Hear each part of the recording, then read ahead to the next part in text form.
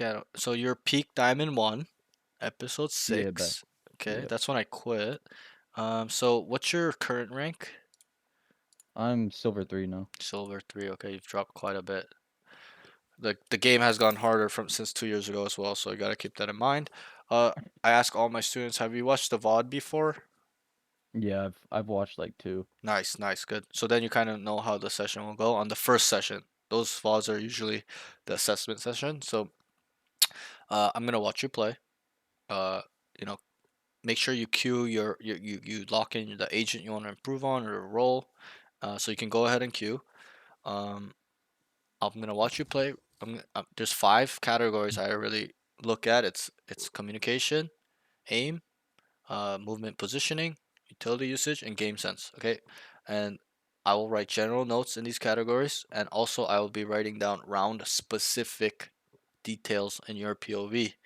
That way, once Alright. we get into custom, we can get in there and really dissect these things, deep dive.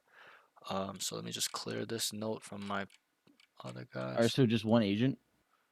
Match Just pick found. your a role. It doesn't have to be an agent. Whatever you want to improve, the role or the agent. It's solely up to you. Just make sure you pick it though. Like you don't play Sage or something, and we're not gonna get Alright. we're not gonna help you improve on Sage if you don't play Sage, right? Let's go. Yo, it's a good team. Usually it just depends on the map for me. Like Gotcha, I'll play gotcha. Reyna some maps and Jet some maps. Right, right, right. But you're an entry player, I'm guessing. Yeah. Okay, another Gotcha. Jet player. I'm experienced with Jet players. All my students are Jet players.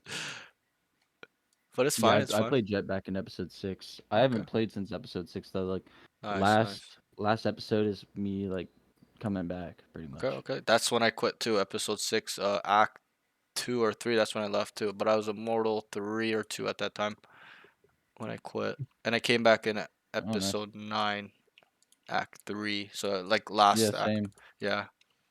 We quit and came back at the same time. Pretty interesting. Okay, a little unlucky.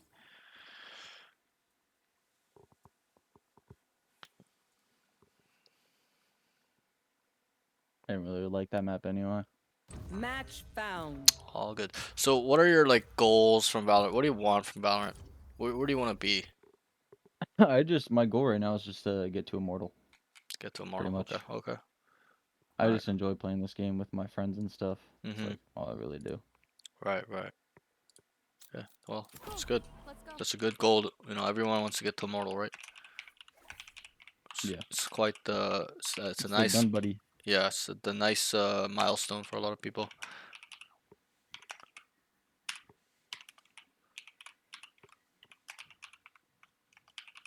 Yeah, so you know, a few things I'll say is like the game is not where it was 2 years ago. Something you probably need to hear.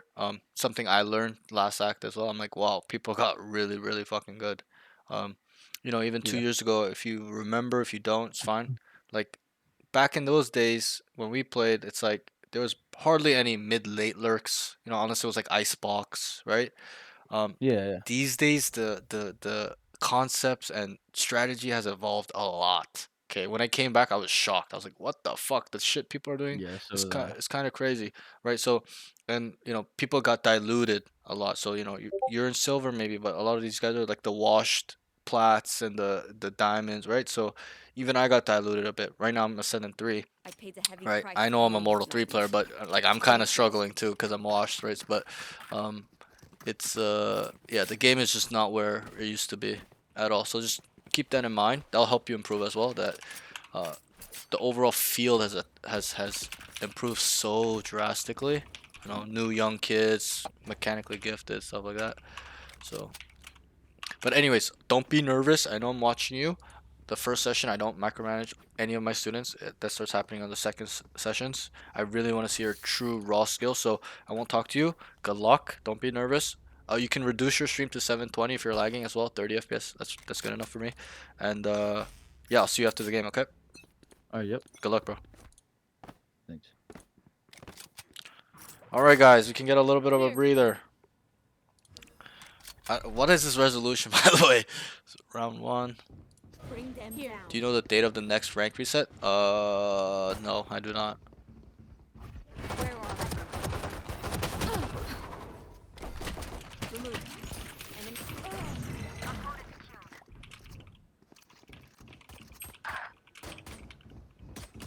One enemy What rank is remaining. this guy?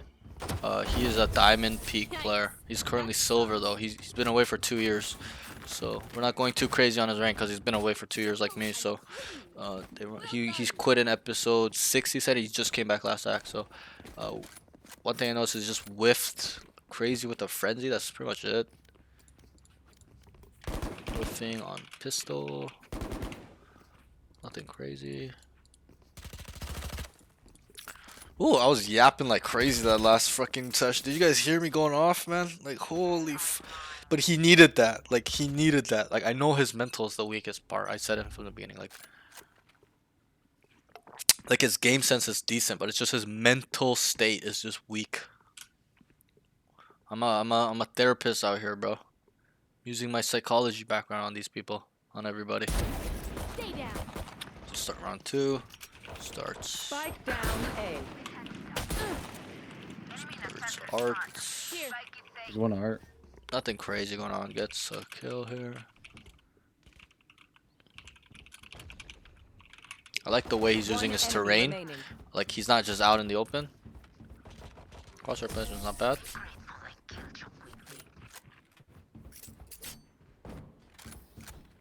My city needs me. I can't be away for long. Now this is gonna be the big round. We're gonna see. Oh man, I have a burger right here on my desk waiting for me to eat it, and I can't eat it. And I don't want to eat it right now. After this, I will eat it. Gun here. One thing I'll say is that he's not communicating at all. Let's go. No comms.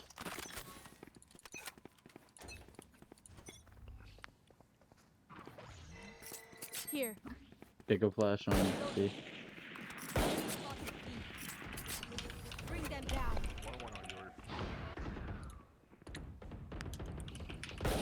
I'll find you. Here. Gecko flashes B long. He You calls it gotta out. go away. Calls it out. They cut noise. Identifies that they Could be are rotating. going A. Kills lurker. Reyna in art. I love this one from him. One enemy remaining. Spike down. Super good way of thinking there. I really like that. You can kind of tell where he is where he left off. You know, a diamond 2, diamond 3 player. So they could rotate A. If you've never seen a massacre, I like that. I really like that from him. I think that's a very These guys are just running it down.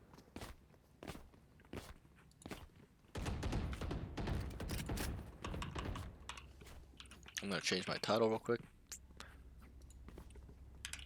Coaching Diamond 1 Peak Duelist, great. Benny Calix, thanks for the follow. I don't know if I said that already. Identifies pre-round. They are just running down. Starts A. ADSing. Main, he could hold the better off angle. I don't mind that one. Here's a lot. Art knows his team is there. He re-clears main. Comes back. Art to fight. Sees 2 jumping around. Need to.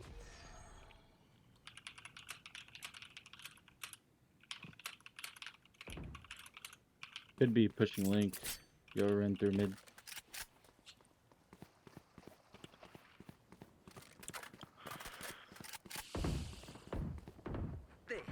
I mean, his game sense is quite good. He's making the right assumptions / calls. 30 seconds left. Blocking sight. Reloading. reloading.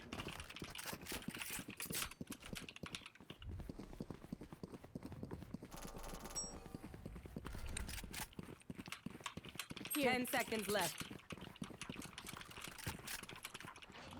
It's a long ass round. Jesus Christ. One enemy remaining. Two Spike really planted. nice shots, kills.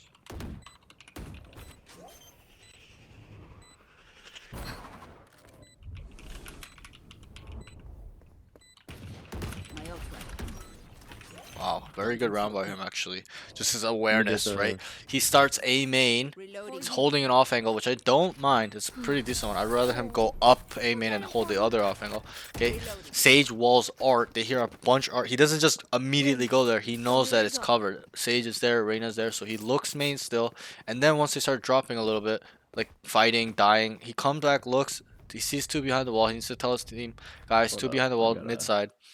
Then he saw them he kind of figured out, if we're back in connector and art and they're not coming out art, they're probably linked. So he identifies that, runs there, goes heaven, makes a step, which was a blunder, should kill that cipher 100% of the time. And then he actively hears them start running A, so he starts running through spawn and then he gets two really good kills. So that was quite a good round by him in terms of just using his brain, not even just his aim.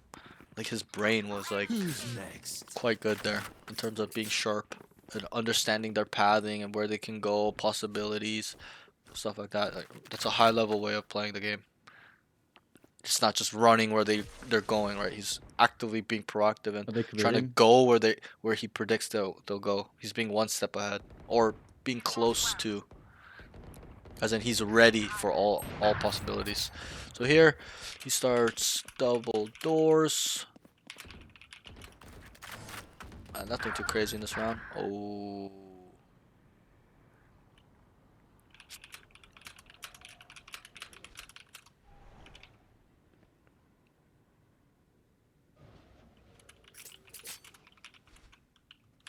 My ult's not ready. Sounds like they're rotating back.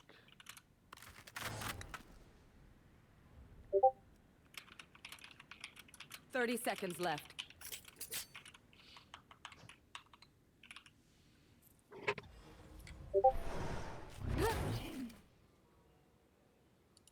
Drop in a smoke.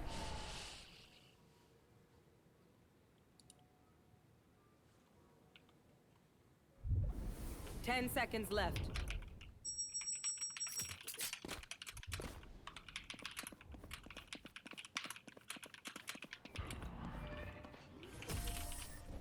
Oh, What they are won. they doing?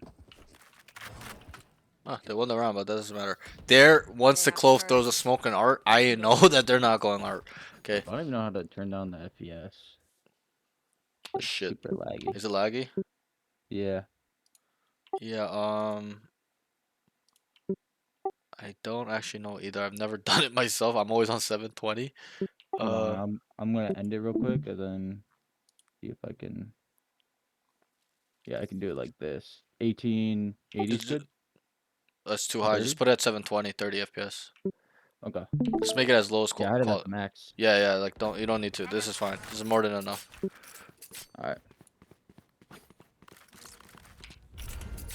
The fuck is this resolution though? So round 6. Okay, he was a little bit AFK. We missed the beginning of the Oh, round. Whatever. 5v4. We're right. 5v4. He's on A. Oh, on B. Sorry. What the fuck? Oh, he's lagging.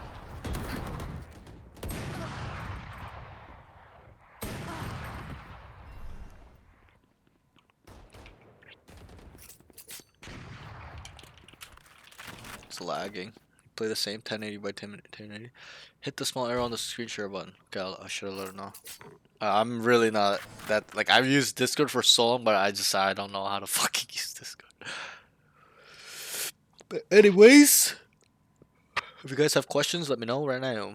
Before we get into the session, it gets crazy and I won't reply to you You guys. guys hear anything? 3v3. He holds super tight angle. One enemy on remaining. Elon gets Spike down, crispy B. kill. That was a really nice kill. Gets crispy kill. That's a high level way of killing people. Tight angle headshot only. No whiffing. I like that. Nothing crazy there. Stay alive. I want their life, not yours.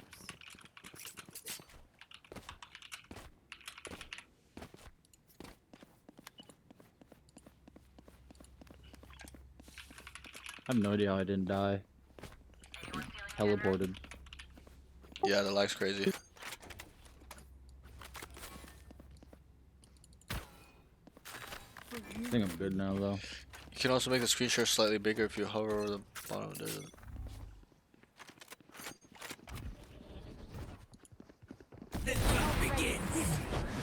Spike down. I'll figure that out later. Round 7. Goes A main. Good kill with op. Dashes back. Here's Last player shit. standing. Spike planted.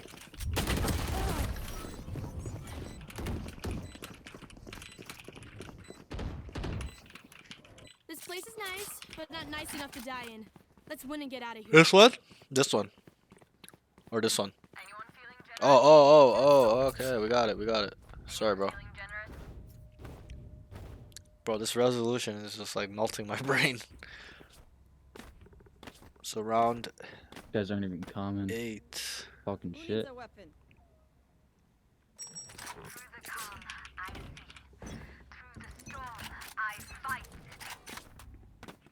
Probably gonna have an op.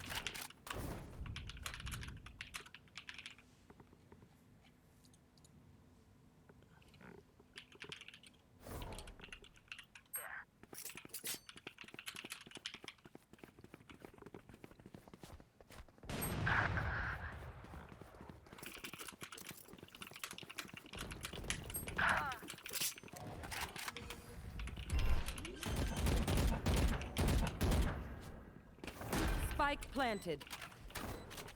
Wait for research. 3, 3, 5 retake. Stage to wait. Kill that. Okay, he's gotta kill that. Needs to kill Gecko alt. Max. Enemy spotted. My ult is ready.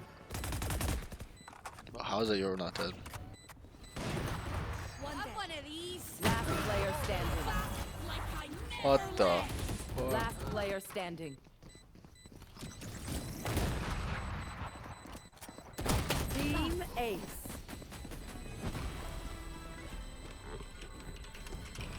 Stand tall. We are Valorant. We are fighters. Could I have a shot? iPad gaming.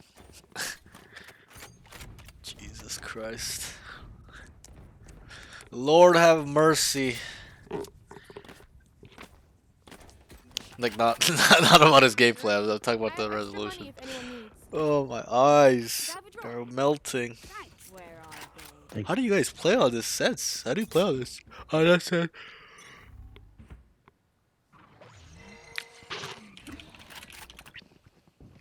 Dropping smoke. Why would he smoke that, dude?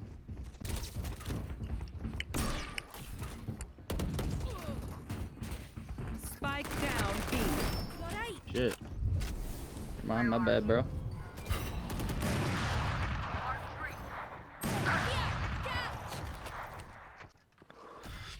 Cutting their vision. Nothing too crazy there. He could just not sit in the Last corner. player standing. A little bit unfortunate. He got Yo, we need to stop peeking the op. Let them push.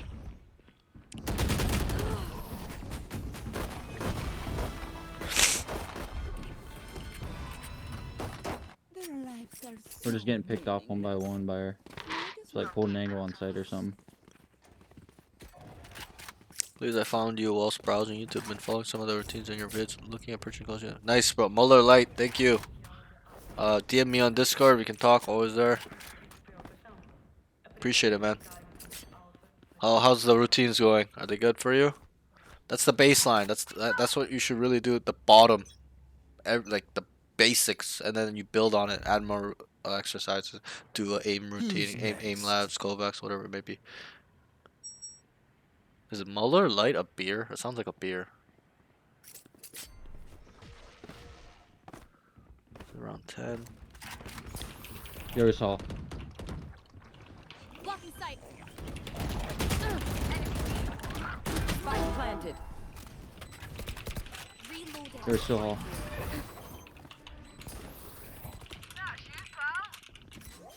I'm just trying to do my blocking sight. It is so fun.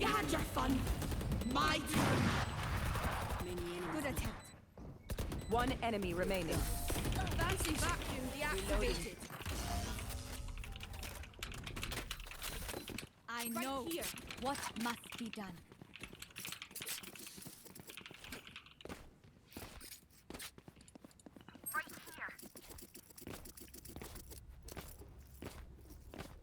Yo, Fade, you want to stack it? We can play retake with your ult.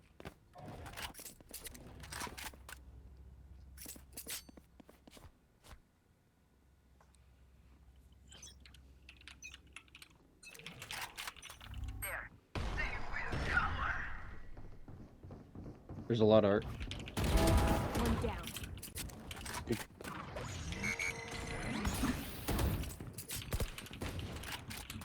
Have one of these. Enemy spotted. Probably gonna run link. I know the B. exactly where you are.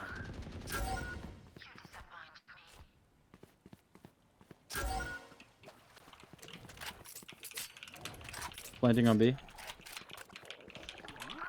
Spike planted.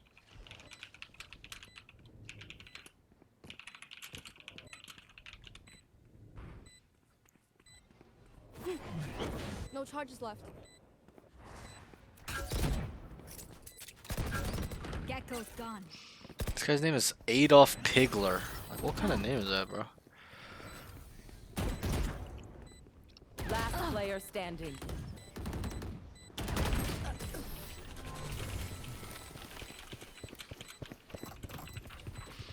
Yeah, so this will be the last Last round round before the switch. on defense. Will do. Got to wait until the 20th of the month for payday, but looking forward to it. Thanks, man. I was following the routine in the range in a few of your vids with the plat twist. I have felt calmer in the situation and had some shocking games tonight. It isn't a beer. I am from UK and is a diet version of yogurt. Muller Light? That's yogurt? That's kind of crazy. Good. I'm glad that, you know, you just watched it and it helped, right? So, you know, some of my students don't want to do it, and I tell them you're just cheating yourself. You want to be immortal? You must do Going these right now. things every day. Okay. No peeking.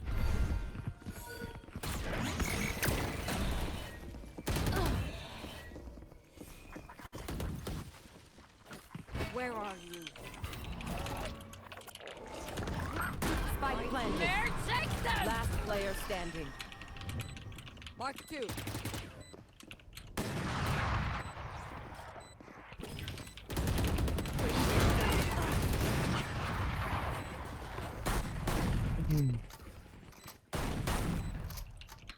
Switching sides. Okay, we're on attack, boys. We're on attack. And lady, who's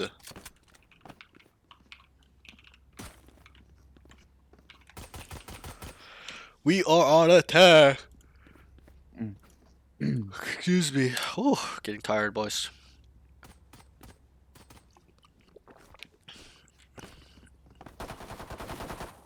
Let's go fast.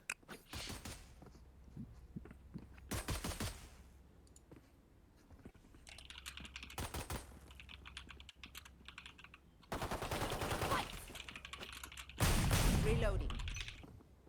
I'm gonna clear backside. Cyber's here. Drop in a smoke. Reloading.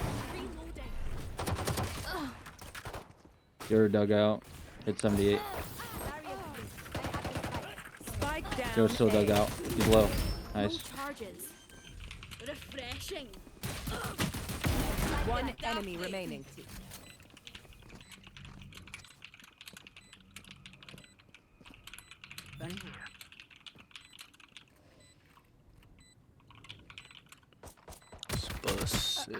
Specific. I'm having trouble spelling No specific peeking. site. Okay.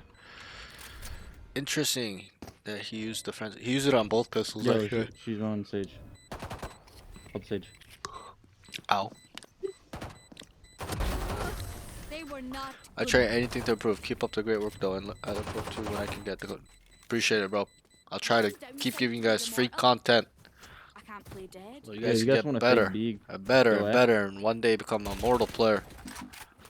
Like We me. have like 2 people go B, make noise. We'll walk A. They keep moving on. More. Too radiant. Ow. I just cracked my jaw. Like, what the fuck? Ow.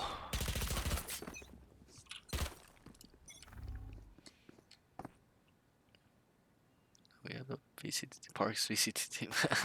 That'll be sick. They start A. Don't peek that.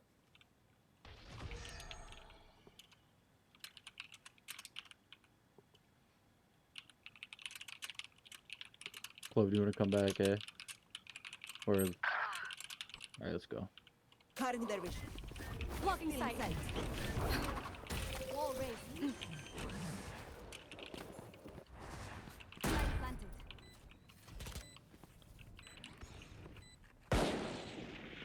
Enemy spotted. Enemy kill.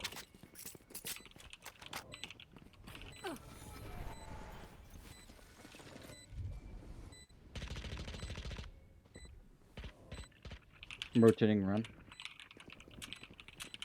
One's dug out. See ya. One enemy remaining. You were a boulder. Oh, security I am a bonus. man. Reloading. Whatever happens, Sakin. Don't panic. Hey, good round by him. Good identification. Honestly, this guy is actually quite surprising me. This guy's, I know for a fact he's not a silver player. Okay, like currently true skill. I've noticed in the videos before you mainly get duelist. I mainly play initiator, so you'll get something different. Yeah, you'll probably be my first initiator student at this rate. It's just always Jet, Reyna. Get on with I've started just recently to gonna get watch Sentinel, names. so I'm gonna let you guys know. Not let you guys know, but you guys will see in the VOD. Just got started getting Sentinels. Like yesterday was Sentinel, today was Sentinel, and then it's a Jet. Yesterday was Jet as well. here. Blocking sight. Gecko's Hall. Here.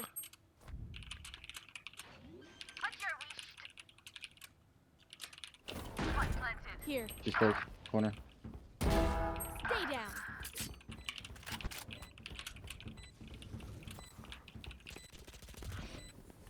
Weapon here. One could be flanked too. Reloading. I hear one link. Mainly You're right fade or tail currently. Nice, nice. One enemy remaining. I mean, this guy is pretty good. Reloading. Like, Blocking sight. he's flashing dodges. Like, no silver player fucking flashes dodges. Okay, that's, not even my ascendant students were flashing dodges. Like, We got this. Here.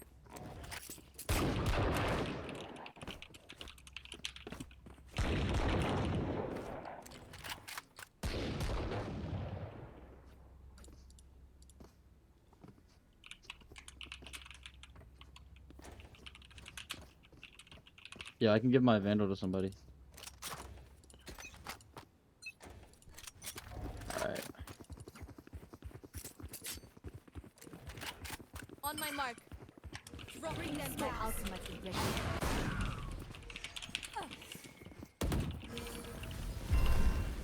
Blocking sight.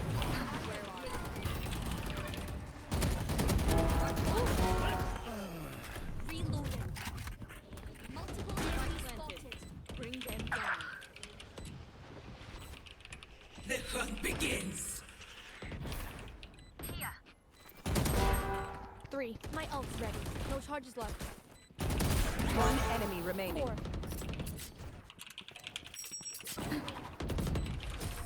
Last enemy taken. very good round by him. That was an extremely good round by him. I don't like the entry in terms of where he went, like initially with the dash, but the execution was very good. Kills 2, immediately deletion, immediate. It's not 10 seconds each kill. It's immediate deletions. Scales again. Okay, he goes through secret, immediately looks flower, catches Yeah, they one have a there lot with of the pants players that down, could be open goes, and then the because Yoro of should have that. probably killed him, to be honest. But you know, these guys are silver players, and then he ends up killing the Yoro. Very good, very Reyna, good you wanna round. flash this? round. That is probably one of the best entry rounds I've seen from my student ever.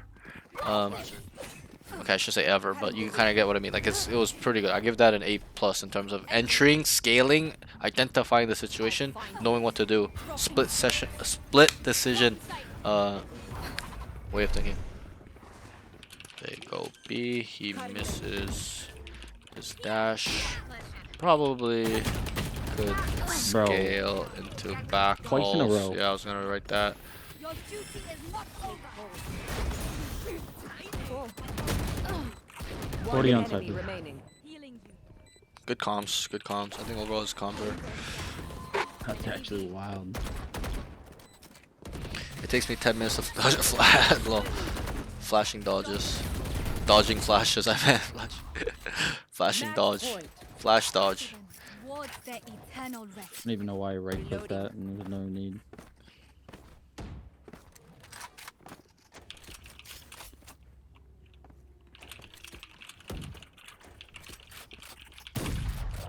You think it's viable to right click with the knives? Yeah, up close like there. Very viable. You just gotta hit it, bro.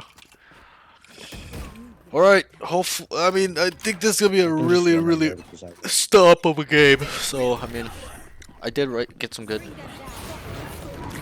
He's flashing dodges again. I mean, he's dodging flash. We should rotate. You have spike glove.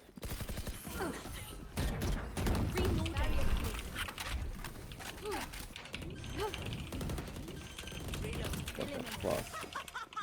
For you, fight plan. One enemy remaining. Okay, GG. Attackers win. Yeah. Not a bad game. This is who I was meant to be. You can stop sharing. Alright. Okay, so just give me 1 second. It's always fucking Pearl, eh?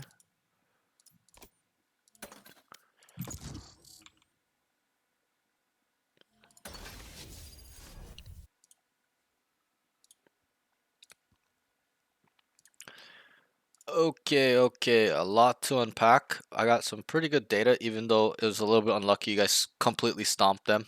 Okay. Yeah. That's usually what I don't want to see. I want to see you get stomped, so I can kind of see, when the game is hard, what you will be doing, what your overall production is. Overall, bro, I think, you know, you probably know it yourself. You can watch my screen. Um, you are definitely not a silver player. Okay, not just because you won the game or this and that. Okay, it's just some things I saw where I can tell that you are where you belong, as in you're probably a diamond true skill right now or ascendant true skill still. Okay, so that's good by you. Um, overall, so this is kind of what I do with my higher Feels like level, just yesterday I higher was than chopping mid-level palette at the students, store. where I won't Wonder if that place is like, still standing. because I can tell you the general notes when we go through the rounds, you'll understand it. For my lower level guys, I have to separate it so they can really understand. So what I'll do is I'll tell you the general notes I have right now that I just kind of put down. I should have wrote more, but I was like, okay, if I just talk through with him during the rounds, he's gonna understand what I'm saying. So, these are the general notes I just wrote, and then I just left it because I'm like, okay, this guy's much higher level than I expected, so he's gonna kind of, we'll get through it when the rounds come. That's kind of what I meant. Okay, can you hear me? Am I lagging or anything? No, I can hear Okay, you. okay, good. Okay, so overall you had a really solid game. If I were to say anything, okay, not just because you're getting kills or whatnot, it's My just ult's ready. overall your decision making and your awareness is much higher than this level. Okay, you're the only one communicating, you're the only one giving specific detailed comms, okay, stuff like that. So I just know you're a much higher level than this elo. We can really shy away from the basic mechanics and really work on the more mental side of Valorant, the game sense, movement positioning, decision making, understanding how to entry, retaking, entry angles, common spots, off angles, right? So, and you'll probably understand those. So, sorry, give me 1 second. So, okay, we'll start with your cons. For comms, I would say they're a little bit too quiet. They are still strong, but they're a little bit quiet. Okay. You need Yeah. to feed every single thing. I know this is silver, but why I tell this to all my students, or the way this is how I talk to my students, is because I want to set you guys up to think and be a high level player. I don't want you to think like a silver scrub for the rest of your life, okay? You need to start thinking like an immortal player if you want to be immortal. And anyone that tells me, hey, my goal is to be immortal, I'm super hard on them in any category, okay? Because there's a certain standard you must meet. And I'm trying to help you get ready for that, where you are not in a position where your teammates get upset at you because you don't know what the fuck you're doing, right? I'm gonna get you ready in terms of mentally, all these categories, whatever it may be, okay? So generally it's too quiet. I would like you to be a little bit more active. You were pretty good. You know, you were telling them, hey, they could go here and that, but have a little sense of urgency, a little bit of a directiveness, IGL essence, a leader. Okay, you're there. It's there, but it's a little bit in the shadow. I'd rather you be like, guys, there's 2B. Can you walk towards mid? Stuff like that. Hey, can you walk down, take the space, right? You know you're better than these Yeah. guys. These guys are scrubs. You're playing with scrubs. Okay, so like you need to lead these guys to victory, especially if you want to climb. I'm not sure how long you've been stuck in silver, but and I'm sure you won't be stuck for that long, but I'm just trying to help expedite that process as well and get you ready for you to becoming an immortal player. We gotta adopt this immortal way of communicating. I overall do think your comms are quite strong. They're always specific, always detailed. Some of my students, they'll be like, they're all here, and it's one guy. Like you're telling them, hey, one here, one there. They could go link, right? You're talking possibilities. That's a high level way of talking, but it needs to be a little bit more. Okay, I understand it's low Yeah. level. I get it, but I'm just That trying could to be help you enough. understand that at a high level, you know how it probably was in episode 6 when you left. Like, you know, it's still diamond, but they were probably still communicating pretty well, you know, right? There's some synergy, right? So, you know, build some rapport, be the leader, like synergize your team. I know they're not talking, but just, you know, keep that in the back burner, I guess. Okay. Um, I wrote, you need to be a leader. Your comms are assertive and certain. Like, it's not like you're uncertain, unaware what's going on, or asking your teammate what's going on. You're still telling them, hey, I see there, they could go link, they're going B, they could go A, but be that guy, be him, be that leader, okay? Set up Yeah. plans, set up rehits, set up fakes, set up insert lurks, whatever it may be, okay? So you gotta just kind of be a leader, you know, especially on defense. Just be like, guys, I have all of A main. There's a lot of rounds you had it on lock. So tell them, right? Guys, I have A main on lock. If you tell them that, especially at the higher levels, they look elsewhere. They start picking up other things. So but you were just a lot of times, I'm not saying what you did was wrong, I'm just saying the communication part was could be better, where you're holding this, just tell them, guys, I have A main, nothing A main. It's quiet as fuck. Okay, so stuff like that. It's not too crazy, but so the next thing is direct them, kind of goes in with that, being a leader, showing them what to do, because telling them what to do and showing them by example as well. You know, these guys are scrubs, like you're way better than them. You need to be that guy to lead them to victory, lead yourself to victory, be the general, if you will. Okay. The next thing is assertive and make a plan. That kind of ties in with directing them, being a leader, feeding the every single important, small or big piece of information. Okay. So the next thing is aim. You know, I can identify right away that aim might not be necessarily your weakest category out of all of this. If I were to rank them, you know, I would probably say your comms and aim um, is definitely your strongest. Game sense That'd is be up thinking. there as well.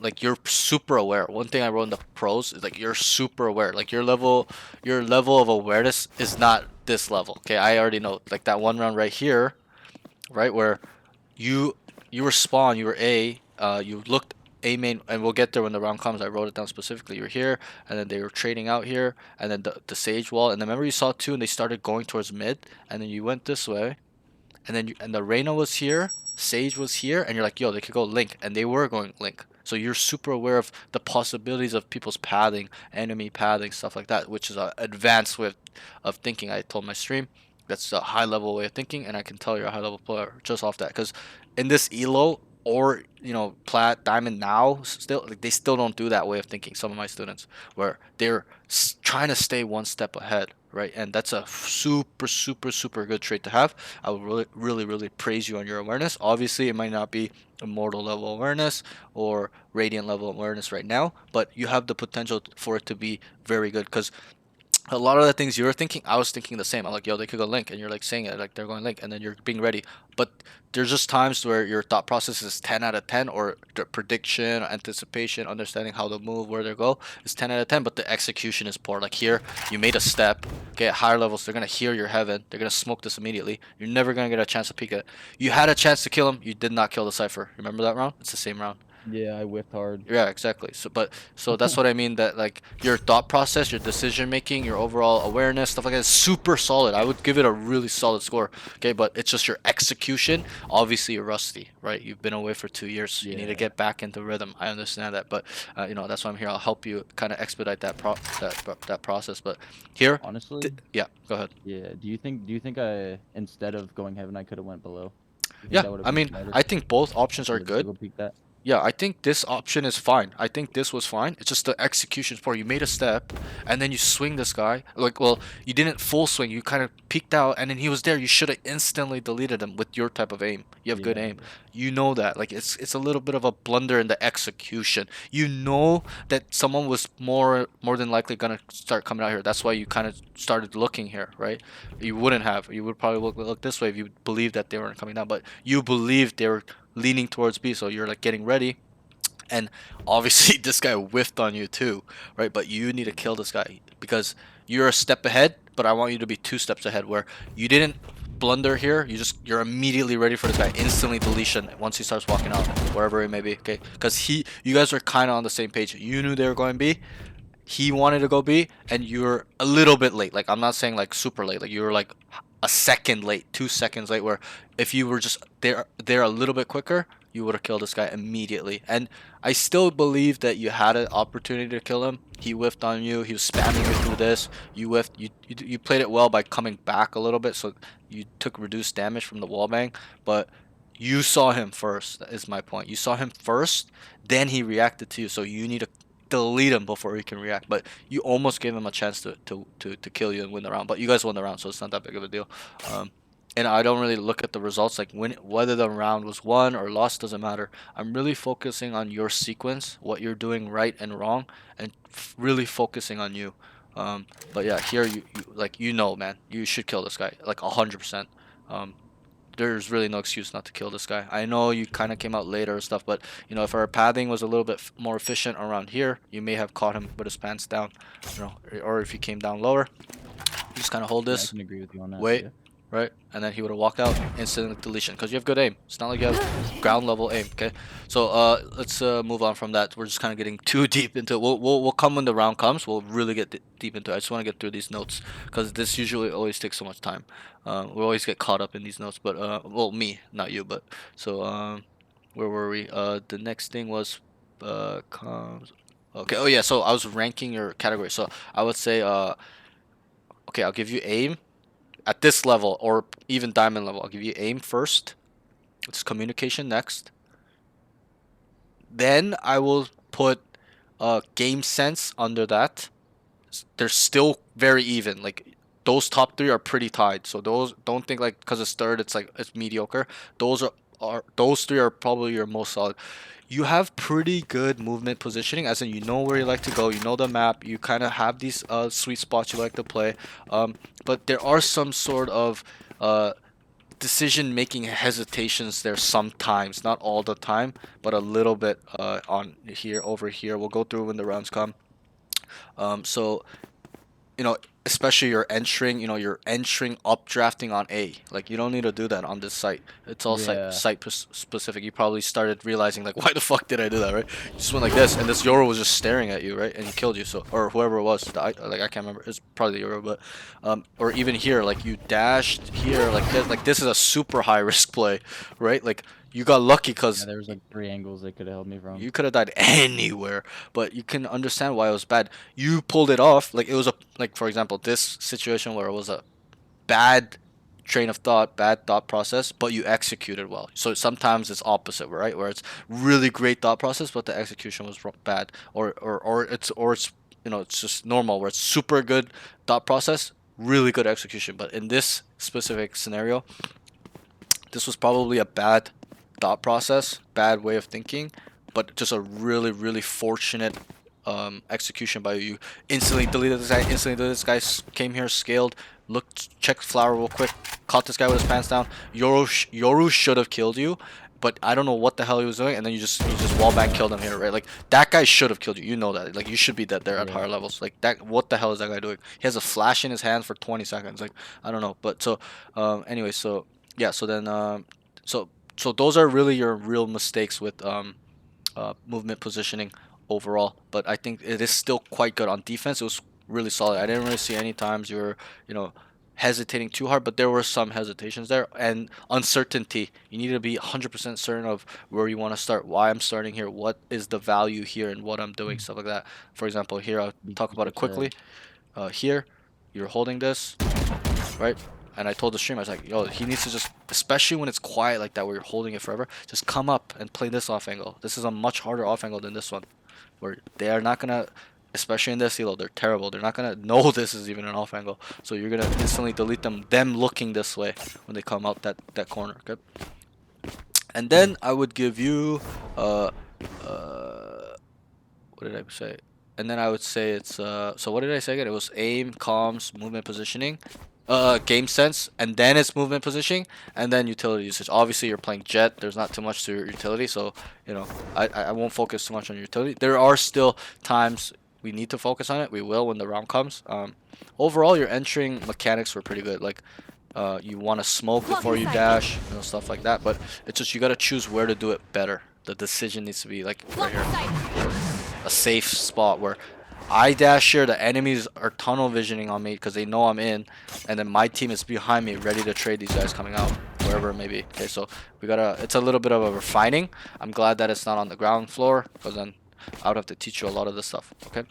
Yeah, So, honestly, I think a big part of that is the fact that I don't trust my teammates a Right, lot of the right. times, and I Yep. think I have to hold every angle myself. Yep. And I fully understand that. One problem I have. You know that you're better than this lobby. You kind of not expect, but you're kind of like not playing with them because you know that they're not going to play with you. I understand that thought process. So I'll kind of overlook that a little bit. Like we won't dial in too much about your teammates. It's really about you, and really setting yourself to become a high level player, right? Because you're never gonna do this play in Ascendant. Like Yeah. maybe once in a while, like super rare, where like the tendency and the pattern is no one plays dugout. You've cleared backside 5 times and they played there 1 time, and you kept clearing, no one's there. Then okay, maybe. Okay, even then it's like a maybe, because this guy's just gonna kill you jumping up like that, right? If he's even deep, or even this guy up here. This is an off angle that people play a lot these days. Maybe not 2 years ago, but these days everyone is playing here, right? So they would have seen you. This guy's just holding this, is gonna see you jump up and kill you, right? The guy even here, secret, like you think he's gonna be out here like this, bro? He's gonna be out here like this, ready for the run out. When you up, you're just dead, right? So that's what I mean by that. It's like we gotta refine and fine tune these things, where you drop that aspect of thinking where you're like, fuck, this is shit elo. I gotta just solo do everything, which I admire too. You understand. You need to kind of have the game on your back. You gotta do everything by yourself. It's fine, but we'll kind of get through that when the rounds come. Okay, so that's that. So aim, comms, movement positioning. Sorry, game sense, then movement positioning, and then utility. But I would say those 4 categories, those top 4, are very close. Like it doesn't need too much work. Like obviously it needs improvement, but it needs just more of a refining than me teaching you, yo, keep your crosshair up from the ground up, or like you need to peek a wall like this, or this is a crouch peek, this is a wide swing, right? Like these things, these basic fundamentals, intermediate mechanics and fundamentals, stuff like a concept, stuff like that. We really need to work on more of the advanced stuff for you, as in entering properly, clearing off angles, knowing the common spots, retaking concepts, stuff like that. And I know you know them, but we gotta start using them on a higher level. Okay, so Yeah. so then that's for your cons. So then let's talk about your pros quickly. So comms, I wrote asking for info. You're asking for your team. Hey, do you hear anything? Very high level way of communicating. You need information when you're locking down B long and they're mid. You're like, hey, what the hell's going on, right? It's tactical game. So I love that from you. Okay. The next thing is giving good comms. You're always accurate. very very specific and detailed. Hey, 1B, 2 here, whatever it may be. They could go here, they could be here. Watch behind you. They're rotating A, stuff like that. They could be going A. I think they're going A, right? I like the way you speak. That's a high level way of speaking. That's how I speak as well. But I would like it more. Every single detail, every little small information, every little. Hey, bro, I'm gonna leave you. Okay, I'm rotating now, guys. They could go A. Be careful mid. Hey, can one of you guys walk down mid? Stuff like that. Like being really really active with your voice, not being annoying, but making sure that your team understands the bigger picture. And I know it's silver. They're not going to understand the bigger picture like you do. But Yeah. you need to set yourself to always being that consistent because that's really the way to get to immortal. Okay. Next thing, detail specific, Gecko Flash on B. Yeah, we kind of touched on that. You saw the Gecko Flash, like Gecko Flash on B, stuff like that. So aim, I wrote pretty clean. I'm honestly not worried about your aim, okay? I tell all my students, every other category outweighs aim 10 folds, okay? That's why you'll see a Radiant player bottom fragging every Radiant game, but he's a Radiant player. Because every skill, all these other skills are 10 out of 10, whether it's IGLing, being a leader, movement positioning, decision making, information processing, all those advanced stuff. He knows they're super strong, but he just sucks at aim. He doesn't want to do his aim trainer every day, or he doesn't give a fuck about his aim, whatever it may be, right? You see that a lot, especially even in Immortal. But um, what was I gonna say? Like your aim is not. I'm not worried about your aim. You've got clean aim. Okay, probably practice it a lot before you quit as well. Still crispy. We just need to add a fine, refinement slash adjusting slash fine tune. And we will at the end of the session. I'll show you a really really good baseline exercise routine that will make your aim super super fucking crispy, immortal level aim. Okay, and so then that's that. And oh, sorry, I got kind of sidetracked. So all these categories outweigh aim.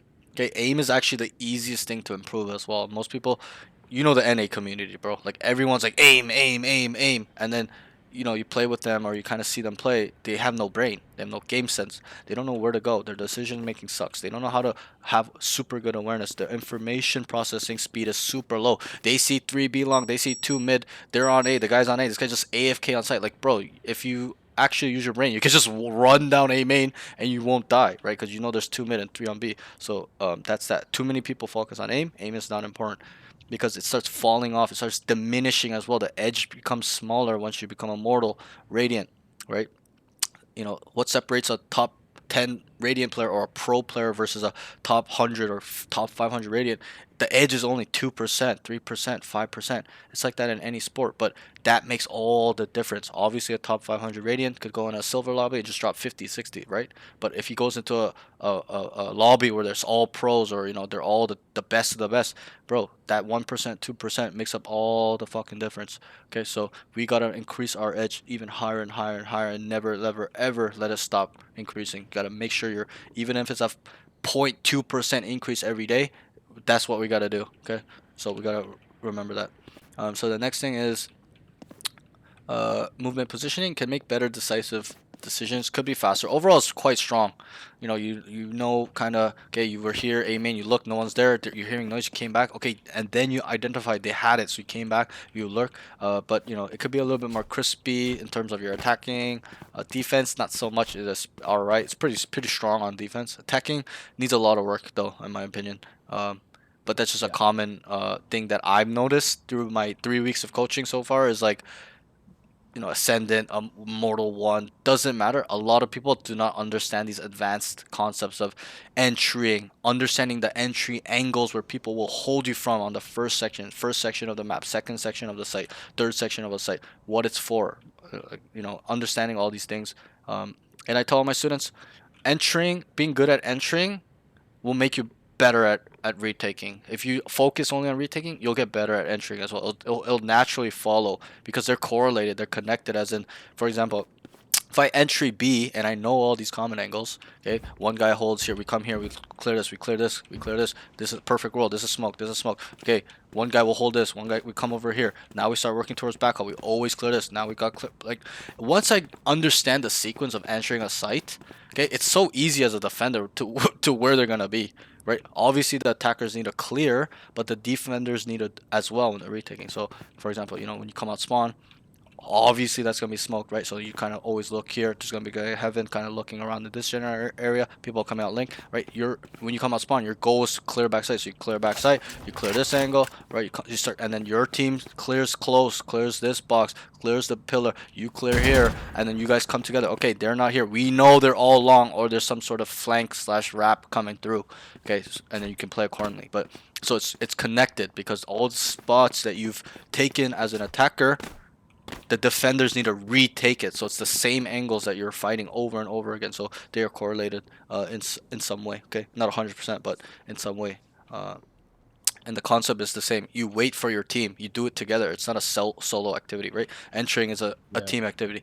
Retaking is not a solo. You don't run out here AFK, right? You just wait for your team. Guys, wait out the smoke. Let's get ready. You guys ready? Flashing, darting. Now, let's go, right? It's like it's a team effort. So that's why it's kind of related. It's the same angles, but it's just the other side. So you can kind of put it together super easily when you think about it that way, okay? So the next thing is, so utility usage, kind of move away from that. We'll be more specific. The next thing will be game sense. I just wrote that overall your awareness is pretty solid for this elo plus I would say it's a true skill of probably still diamond around the Senate, because the way you were thinking, I would think the same way. So that's why I was very intrigued. I was like, okay, he's got really sharp high level awareness, which is really, really good. It could be better, obviously. Like here, you could have identified that they could have been like way faster. Okay, but you still identified it, which is the important part. So you just got to work on information processing speeds, stuff like that, and you'll be a really, really good player. And I separate these categories. I've repeated this so many times. I separate these categories, but what you need to understand is that they're all connected. Okay, within a round. So for example, you've individually, let's say there was a round where it was just aim plus your utility usage involved, or just your game sense plus the movement positioning, right? It's all specific. It's a specific details, or it's situational, but there are times in a place where they all come together, or some are used, some are not used. You kind of get what I mean? They're all intertwined. They're just connected, right? It's like the body and the mind, physical and mental. Even though they're separate, function, whatever, they are still connected together through fibers. So it's kind of the same thought process there with these categories. I separate them so people can understand easier, where it's like, oh, this is that, okay? But then when you look at the macro lens in a round or whatever in a game, okay, they're all connected. As in, okay, there's gonna be a round where you use sick movement and aim, or you used a crazy comm as in, yo, he's there, he's walking up, like nobody knew he was there, and you made a crazy comm with your aim and killed him, or your whatever it may be. So they're all kind of like tied together. So let's move on. So let's get into the round specifics now. I'm kind of yapping a little bit. Okay, so round 1 starts B. So you guys were on defense first. Round 1 starts B. They run down. He whiffs with a frenzy. So it's pretty self-explanatory. You're over here, and then you fought the Reyna here. Just take your time. Take a chill pill. Just be patient. You got sick aim. Just be calm. These kids are scrubs. So you should probably kill him right here. That's my opinion. Okay. Don't even let him get up here. Okay, you should probably play closer with the frenzy as well, unless you've got really good spray control, or shots, whatever, burst control, whatever it may be. Just come a little bit closer because you have dash and smoke. So as soon as you hear him here, turn this on. Okay, delete him, get out, smoke out, whatever it may be. Okay, because you're waiting for him a little bit too much, as in you're playing on his terms. As in, like, obviously this is not an optimal spot to fight, but the distance, right? Like, he's got a classic or a ghost. You got a frenzy. Like, this is pretty ineffective unless you're really good at controlling it at long range or instantly deleting it. And you whiffed super hard. You're just like, right? Yeah. So usually I do have good control. Right, and that's fine. And I'm sure you do. I'm just saying, it's a little bit of our decision making and overall just I guess our fundamentals of gut knowledge. Just come a little closer. I think overall I liked how you played it. Just execution was bad. Just come closer, wait for him, just kill him right here, get ready for another fight. Smoke it. If you don't wanna, you can get the fuck out. If you do want to hold your ground, smoke it, get ready to come around. Maybe not something like that, but right here, they're gonna come out the edge, get ready, or spam it, whatever it may be, right? So I was waiting for them to smoke. I didn't even think about you. Like, they should, you should, Here. your teammates should probably smoke this, right? Like, but It's just it was too late. I'm pretty sure he came, but it was just way too late. And I'm not really focused too much on that. It's just more this battle here where you're just so far and you're like here, you're whiffing like, and you instant crouched. You just went like this. You just gotta move around, just burst it and move around, just fuck with him a little bit because he was whiffing on you a little bit as well. But you get what I mean. We don't have to go too crazy here. Yeah. Just take your time and come closer. If you want to make this play, I like if you come closer. You just instantly delete this guy, smoke, get the fuck out, come on this box, and then they start running out, kill them down, whatever it may be. Just kind of value your life, but you just kind of, and then you just get traded here, like bro, like you could just move around, no need to instant crouch, tap him, tap him, tap him, ass tap him, whatever it may be. Okay, so round 2 starts Art, gets a good kill here. Good usage of terrain, so nothing crazy in this round. There wasn't much there on eco, so you had a outlaw or marshal, I forget. Doesn't really matter. You got a good kill here, right? Sorry, right here, around here. Like I think you were here, and then you killed him, and then you dashed away. It was a little bit of a, like not a blunder, but it's just like could be a little bit more clean on the dash execution. You're just like going all over the place. Kill this guy, just get the fuck out. Oh, I'm Art and reposition. And one thing I wrote is that you use your terrain well, so you're not just gonna kill this guy, dash, and stay in the open like some of my other students. You use the corner, and I really like this, where you're just like getting ready and using the terrain to give you extra cover, right? It's a tactical shooter and a real SWAT effort. They're not gonna be standing in the open ready for the enemy to run at them, right? They're gonna kind of stay in a corner, make sure it's clear. They're gonna use the walls, right? So I really admire this from your game. Good. So round 3, Gecko flashes B long. He calls it out, so very good comp. They cut noise, identify they're going A. Kills Lurker, Reyna A. Art tells them they could rotate off the kill, as in they could be still going A. That's what I meant by that note. So you started here, you heard the Gecko flash, you're like, Gecko, be long. Okay, then there was no noise, whatever, your team rotated over, you're like, oh fuck, there's too many of us here, I need to get the fuck out. So you started going, just went here, you went up here, I'm pretty sure you went up here, and then you killed the Reyna here, remember that? Did you kill him here, yeah. or did you kill him over here? I'm pretty sure you killed him here. I think I might have killed him there. It doesn't matter. You killed him here, right? So you were rotating, and then you killed him here. It was a lurking Reyna, so that was really good. So, again, comms were pretty good. Just tell them, guys, I killed the lurker. Because when he's by himself, he's automatically assigned as the lurker, right? If it's a Cypher, Killjoy, Vice, Chamber, it's easy to identify that. But when he's by himself as a duelist, you gotta just tell him, guys, I've killed the lurker. They're more likely to be together somewhere else. That's what that information will tell your high-level teammates. Not these guys, but high-level teammates. I've killed a lurker. Then they can play accordingly. They might still anchor B just in case, because he's dead. They're not gonna rotate back. You guys have time. You guys are ahead of them. They might commit to the B. Okay, so we gotta think about that. So make sure to tell them, guys, I've killed the lurker. Obviously, identify it when he's when he's the only one. If you kill him and there's more coming, he's not the lurker anymore. But if he's by himself, there's no noise. Clear this. Okay, he's the lurker. I've killed the lurker, guys. Watch out. A main, B main, mid. Just watch out, guys. Okay. So you killed the lurker in Art, and then another good thing was you told your team that they could end A after you killed him, because he's lurked up here for a reason. So he's taking space. They believe that A is open. So yeah, that's just that. Nothing crazy there. So round 4 identifies pre-round. They're just running it down. You said it to yourself. They're just fucking running it down. What are they doing, right? So sorry, I'm lagging a little bit. Can you hear me? Yeah. Okay, great. I'm sorry. I'm getting ping spikes. I don't know why. It's never been happening lately. This whole week, which is really bad. But okay. So round 4. Where were we?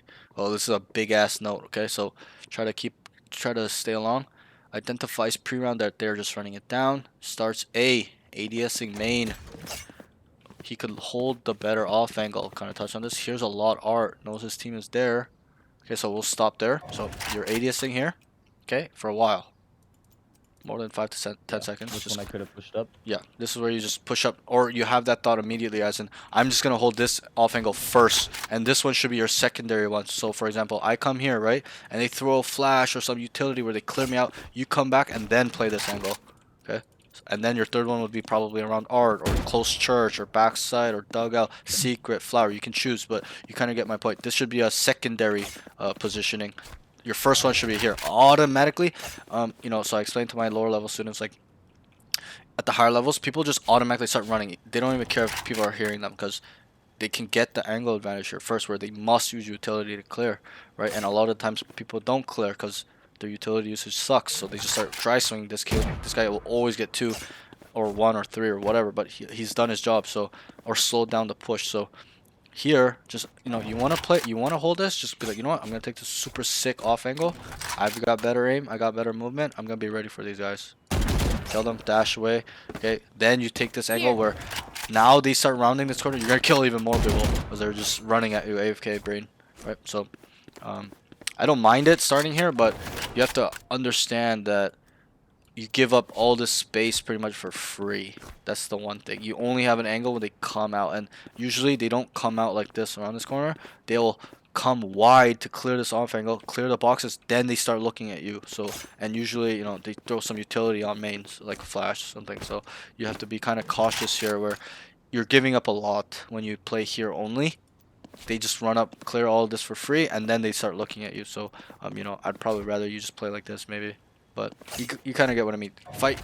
Yeah. You know, you want to fight for the space, fight for it. Just make sure you got a super sick spot, because this spot is the hardest spot as an attacker to clear, because Phoenixes run up here and then they throw flash KOs, stuff like that. So they always, you know, when I'm on Reyna, I just immediately run. The barrier is down. I run. I don't care if they hear me, and I throw my flash right here where everyone can see it, because I know how crucial this piece of the land is here. Because if we die here and this guy's still alive, it's GG. We cannot take Amy anymore. We must leave or fight him. But if we fight him, we're probably gonna get traded out, which is not good. We don't want that. We want to take the less risk approach there, so especially when we're man down. But there are times and place to take high risk when you're man down as well. So it's all situational, but you get what I mean there. So we'll move on from that point. So I wrote, could hold a better off angle. Here's a lot art. So you heard a lot, a fuck ton here. Note, and your Sage was there and your Reyna, so you knew they're there. You kind of held it. You'll see it in the VOD, and you kind of came back, but then you're like, you know what? I need to hold this because they've got it, because you realized that, which that was good. And then so you re-cleared main. Comes back to art to fight. So then you came back because they were just like fighting. They put the wall up. People were trading out, and then you came to fight. And then you saw the wall, and then you saw. Remember that whoever was jumping around. Yeah, you're jumped over that box. Yeah. So then you're like, yo, like they're not coming, and they're not shooting the wall as well. So you kind of understood that they were leaving. Here, just re-clear really quickly. You know, maybe just even run back like that, looking at it, just in case they walk up from main, because there's timings all over, and then. So then what Yeah, did I think I I also made a comm that your was going link. Right. Yep. This is where you said, guys, they're going linked. I think they're going B. Like, it's around that type of communication, which was really good. Your awareness is high.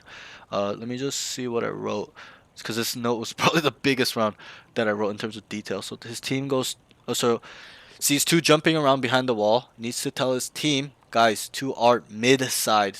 You kind of did. You're like, they're going towards link, and then I wrote, says could be link. They are link. Makes a step heaven and whiffs on Cypher coming out B link. He hears them running A and does the same. So Biggest fumble. here we kind of touched on it. You know, you made a misstep where he heard your high level player's gonna hear your heaven automatically when he's that close. Okay, so just walk the whole way. Okay, and then just get ready. You just know that there's gonna be somewhere here. Okay, and even clear under you just in case. Let's say you held it for 5 seconds under. Like, just make sure you're not getting timinged. All right. And then you whiffed. You had a battle here, and then you identified they weren't coming out B anymore. You kind of heard them, or they're leaving, whatever it may be. You started running back to A, which is good. Most people would have been stuck here just AFK doing nothing, but you identified that they're not coming out and there's not much time, so they must go A or come out B, but they're not coming out B, so you deducted that they're going A, which is great. And then you got 2 really good kills here. You one tap the Cypher, or the first guy, you pew, and then you kill the second guy. Really good round by you overall. I said to my stream, I think this is probably your best round on defense in terms of just being so aware and a step ahead of these guys and just really destroying them in terms of mental game. Like, you were ahead, like ahead but delayed in execution. Like, your thought process was ahead. You kind of knew what was up, but obviously you're a little bit slower than them in terms of the movement. But overall, I do think that you're still pretty good on that. And I'm not trying to glaze. It's just, you know, it's just very it's uncommon to see this stuff. Where this guy's trying to be one step ahead, right? This is stuff like I would try to do, where I know, okay, they're not coming. I'm gonna go actively go sit in A on a corner and wait, and a lot of times I do, and they start coming through mid, because at the higher levels it's a slower game too.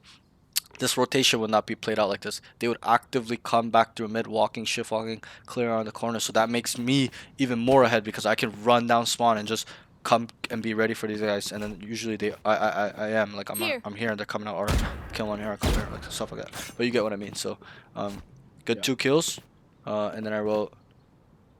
Oh, so then it was a 3v1. It was a 3v3.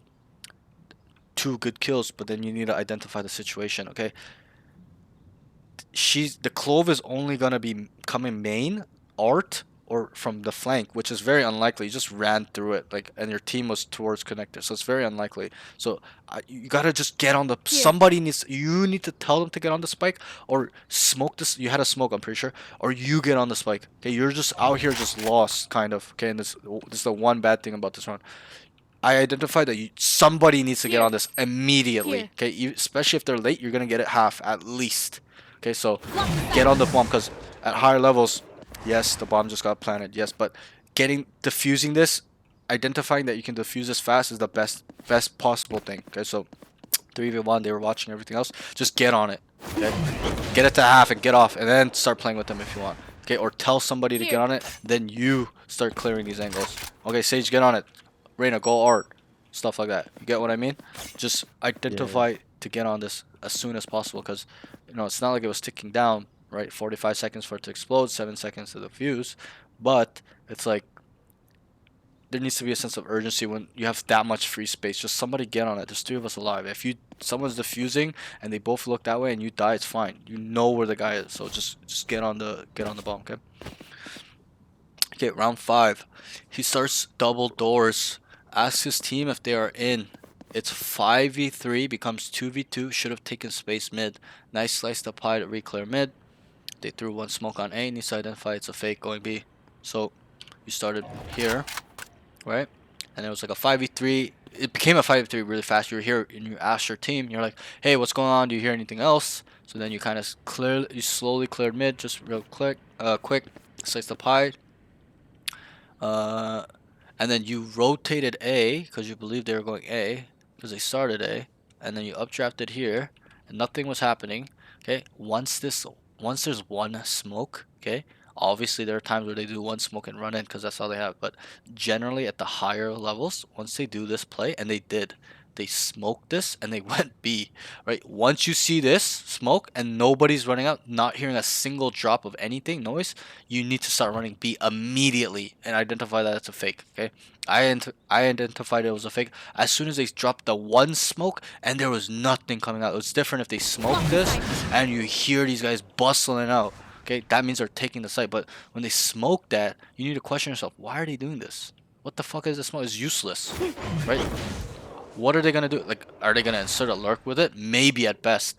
Okay, but you need to listen, being like, you're here, being like, oh, they smoked me off? Wait, there's nothing out. Guys, they're going B. You did kind of identify, but it was a little bit too late. I would have identified it much faster. So, what did I write? Oh, sorry. Also, you should have taken space here. As soon as it's 5v3, okay, and you ask them, do you guys hear anything? They say no. You just start slicing the pie here and start taking this immediately. Start walking it down. Okay, clear all your corners. Make sure they're not there. Okay, and then you make sure you start pinching them from behind, or sit here and get info and listen, or whatever. Maybe you can go here, you can go here, whatever. But just take this space because no one was there. It's 5v3.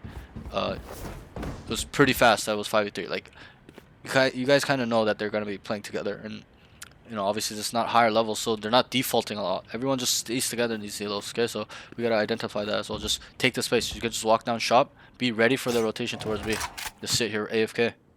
And just be like, yo, I walked down mid. Can one guy just watch this? Art, maybe you wanna still watch mid. You can play like this, kind of keep looking back and forth. Whatever it may be. It's all situational, but you get my point. Just take the space when they're giving it to you, especially when you're on a man up advantage. Okay? I'm not saying run it down and throw and just tell them where you are, but take space. Taking space is information in this game. Getting information is winning rounds. You get to see the bigger picture of where they are. And I explain to all my students, like, if I walk down B main and mid, okay, where are they gonna be? And that's a question. Hello? Hello. Yep, can you hear me? Yeah, I can hear you. Yeah, so if my buddy walks down B main and I walk down mid, where can they be? We've cleared it, we're not dead.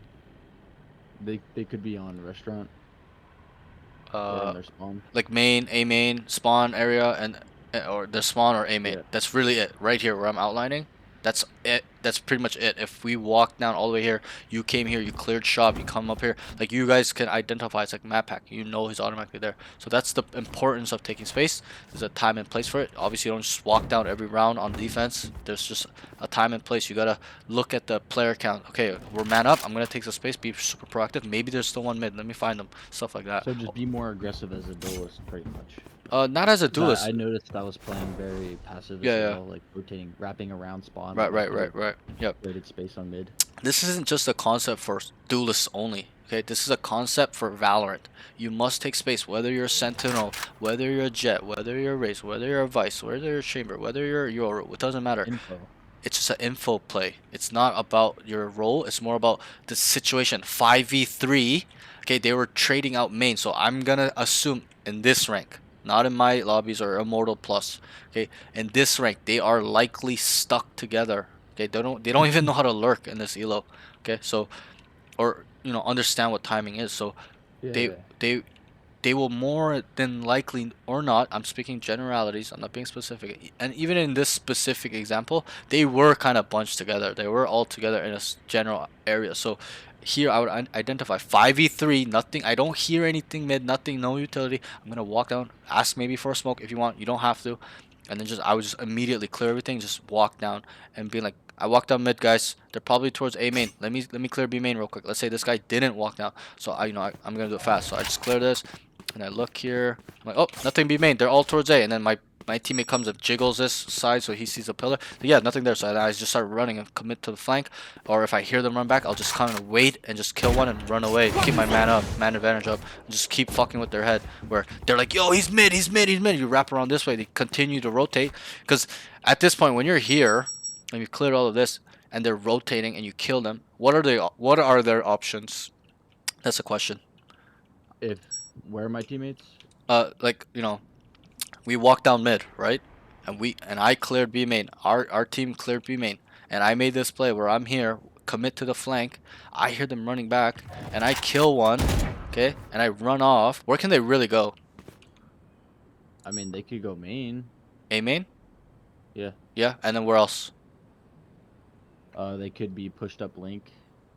So I'll just tell you the answer. It's they can either choose to go back A or B, but you're here. So once they've committed to go B, you'll fuck with them even further. Where you hear them again, they don't expect you to be here when they last saw you here, right? Right. Oh, Let's okay, let's yeah, think I about gotcha. our enemy's communication. They're running back to rotate a B, and you kill this guy peeking you. What is he gonna tell his team? He's gonna tell his team that he's mid. Right. He's gonna tell them you are here. So then they have to make a decision. Guys, they've taken mid space. Are we going back A or are we going B? And a lot of times at these levels, they're gonna continue with the rotation because that's why they rotated. They saw something wrong with A. There's too many people there, whatever utility. So they'll start running here. But if you just reposition yourself here, do you think they'll expect you here, even at an immortal level? No. Never ever. Even at a immortal level, they'll run with their knife out here because they're like, yo, he's mid. Let's quickly cross and go. Obviously, they know that you hear them, but they're just gambling that you didn't reposition, and they want to get onto any site because they know that something was wrong with A. That's why they started rotating, whether it's stacked or they started getting traded out, right? So that's kind of what I mean by this is the space taking thing is so crucial. If you're really good at it, you'll fuck with these guys' minds. Like even at a higher level, they're just gonna be super tilted. So and that gets to them when you play like that, like a ninja, and you reposition, micro adjustment, and your positioning is crazy like that, bro. People they just start losing their mind. Like the enemy will they don't know what the fuck to do, right? So it's a little bit of breaking their spirits and outplaying them and really having a giga brain. But so that's that. Let's kind of move on. So we should have taken the mid space. We touched on that. Nice slice of pie to reclear mid. Great. You have good peeking mechanics, as in you know when to wide swing. You kind of know when to jiggle. You know when to jump peek. Hopefully, you kind of using slicing the pie. Very patient angle clearing. I love it. Very high level. The next thing. So the next thing was But yeah, so that they threw you came up here, updrafted here, and then they threw a smoke. You just gotta identify it's a fake. Nothing crazy there. Just just for future reference, you've learned now that that signifies a fake. Usually when there's one. I'm not saying immediately run, but kind of just know that okay, and tell your team, Yeah. guys, nothing's coming out. They smoked here, but there's nothing. No noise, no utility, not one smoke. Okay, guys, lean towards B. Okay, that's on you. That's how you become better at game sense and stuff like that. Okay, so we'll move on from that. Nothing crazy there. Round 6, 5v3 on B. He's lagging, so this is a round you're like lagging coming out here. Crazy. Yeah. So I kind of rolled that. Teleported. Yeah, he teleported. Then it became a 3v3.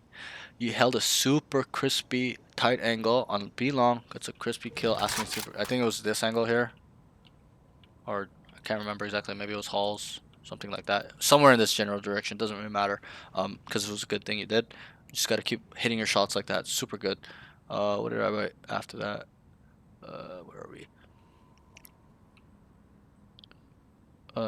Tight angle gets a crispy kill, asking his team for info. So this kill was good. I told my stream like, yo, you do not see these type of kills in silver. Okay, this is like diamond, high diamond plus start typing kill. We're tight, one shot, headshot angle. So that was really good by you. And then you ask your team for info because you killed him, and then you're like, guys, what's going on mid? Okay, another high level way of thinking. That was good. So round 7 goes A main. Good kill with op. Dashes back. Here's a lot. Takes knives out. Gets ready for a fight in the art. Kills Yoru clone. Okay. Nothing too crazy here. Right here. You got the guy right here. Right. Like you know that this is strong by using it. Subconsciously, even if you might not know it, because that's why you came out here. Because you have dash. Dashed away, and then you came up here. You heard them running up. Tell your team, guys. There's a lot. They're running Yeah, they in. were pushing really fast right. that round too. Like you told them they were there, but there was no sense of urgency. Tell them to rotate. Guys, run right now. There's 4 running in. Okay, maybe not like tell them to run like 5, but be like, guys, can you lean towards A? A lot. It looks like they're gonna come in running up. Right. Be very specific in your language, and then you were here. I like the way you played it, but then you gotta just be patient. Like it's your clone. You can't just instantly shoot anything. Just wait on when it's running up, because you had your teammates there in the smoke as well. So, but it's a little bit of being aware of the enemy agents. So from now on, if there's a Yoru and this guy, I just hear some guy running up the smoke, I can just wait and not just instantly shoot it, because I'm gonna get blind. Because that's kind of why you died. You killed the Yoru blind. You try to dodge it a little bit. You still got slightly blinded, and then they just started pushing out. Right. So if you just waited and just let it run by, just start killing everything else, you probably would have won that round. I'm pretty sure you guys lost that round, but it's not that big of a deal, Yeah. winning or losing that round. It's just more so your sequence. I love what you did here. Just do this more on A main, specifically on this map. Do this more. Come up to here all the time. Off angle, kill them, dash away, and then reset. Like I told you, go to your second positioning. Over here. Over here. Beside the second section of the site. Stuff like that. Come over here. Go art. Here. Go flower. Go secret. Go dugout. Whatever it may be. You can choose. Get creative with it. The next thing is... So nothing crazy there. Dashes back. Here's a lot. Takes knives out. Gets ready for a fight. I like how you're ready for the fight. You know that they're going to kind of contest that area. Good. Round 8 starts on B on top of screens. They 3B. No one knows is coming. They start seeing red on A and rotate. So, okay, you guys are 3 on B. You were here with an op or a rifle. It doesn't matter. And there was no noise. Like, your Sage was, like, kind of walking up to it. Like, he's around here. Is like, holding this. And your Reyna was Link. Like, once there's not much going on, like, the first 5, 6, 7 seconds, you can just identify it. Like, probably even sooner. Like, okay, because when they go B, they go B. They start smoking here, flashing here, and they start running across, right? So... give it 5 to 6 seconds, 7 seconds, okay? Even off the 3rd second, I kind of would understand that they're not going B, because usually when they go B, it's super fast, because they need to clear the space fast. So, give it 5 seconds. No one's there from up here. Okay, you're holding this. No one's there, and your Sage is watching this side. No one's there. Just start fucking running, booking it, knife out. Okay, and tell them, guys, nothing was B long. Watch your mid and watch your A main. Okay, and you guys didn't rotate until you guys saw 3 question marks around this area. Okay, so we gotta be a step ahead of that in terms of, okay, nothing's here for 5 seconds. Okay, I guess they're not going. Start running, and then we see it. Okay, guys, it's going A, and you're already halfway there instead of the full direction. Okay, nothing crazy there. Where are we? Sorry, the notes are so long that it's hard for me to find where around it. So, so we're around 9. Were we around 9? Wait, what happened here? Okay, sorry, give me 1 second. We were just on this round. Okay, yep, we're on round 9 now. Oh, so let me just finish this note as well. So 3B, no one is there. They start seeing red on A and rotate. 3v5 rotate. Retake, sorry. Ask Sage to wait for him. Needs to kill Gecko. Alt panics. All 3 get hit by it, and you guys lost this round. Where you great comms by telling your Sage, wait for me, wait for me. She was 2 ahead. You're like, wait, let's do it together, right? I love that. But this is where you really, really royally fucked up, okay? The Gecko starts ulting and you just whiffed. You could have killed this easily. You just gotta stay focused on it and just spam it like this. It's dead. But, and then you had to be forced to updraft and it still hit you. But you get what I mean. You whiffed on this so hard. You'll see it in the VOD. Yeah. Like, don't whiff on this. This is the easiest thing to kill. You just gotta stay focused. It's don't panic too. It's coming. Okay, I gotta just spam it, spray and control and just spam it down because it'll die. But what happened was all 3 of you got caught here, and at higher levels you're all dead. There's no way you guys are getting away. Okay, they're gonna start bum rushing this, and you guys are donezo. But somehow, some way, a couple of you guys were alive for too long. But that's not really important. It's just you here, and you need to kill this. Okay, you need to absolutely destroy this ult. And then the next thing was. Yeah, and it gets hit by. That's pretty much all the mistake I see here. Really, is that where you need to identify they're not going B, get ready to start running, tell them watch mid, watch A main, and then the second mistake is just you need to delete this. Your aim needs to be good enough to delete this because at the higher levels, it's just a grief by not by whiffing on that. And it wasn't like he was jumping the ult around like that, bro. Like it was just coming in a straight line. You know what I mean? Like you'll see it in the VOD. It's like, I was like, bro, he should have killed I was that. moving while shooting. Right. That as well. Just don't As panic. I was gonna panic. Right. I know you kind of got scared, like, fuck, the ult's coming towards us, like, fuck, right? But just stay level-headed. Trust that your aim is good. Okay, it's coming. Comes a little bit right, whatever it may be. Okay, boom. Okay, let's start retaking now. Stuff like that. Okay, let's move on. Nothing crazy there. Just those 2 mistakes. Round 9, he goes for B long. Corner, walk up. He could play a little bit of off angle, so this is nothing crazy as well. Won't go too deep into it. And your clove kind of through with these smokes. Super bad smokes. You even said it. You're like, what the fuck are these smokes? Right. I like this thought process. A little bit of I'll give it a decent execution, a little bit poor one as well. Don't just tuck in this corner, just come off. Stay off, because you probably would have killed this guy before the smoke came out. And it's unexpected. Most people don't run and look here at the off angle. They're getting ready for the corner, so they about a round and you're gonna kill them. Okay? But a little bit on your clove. Should not smoke, or at least not smoke your side. Smoke that side, but you should be on an off angle here. Okay? And get ready. Yep. I know you're in a corner, but like come a little bit closer and you hear them, like, get ready to swing these guys, because you're not gonna be in here for that long. Especially if they clear efficiently and fast, you're pretty much dead. It's a one and done. But if you're ready, you may get 2 if you're really fast with it. Boom boom. So just be ready for that fight there. Overall, nothing crazy. So round 10 starts double doors, clears mid. No one's there. He knows going B, as in he knows they are going B. Takes a bit of a bad fight, recovers and clean kill. Needs to feed info that they're on site or coming in or whatever. So you started here, you cleared mid. Okay, first, okay, this thought process is really good. I would probably want you to take the space, especially if it's free.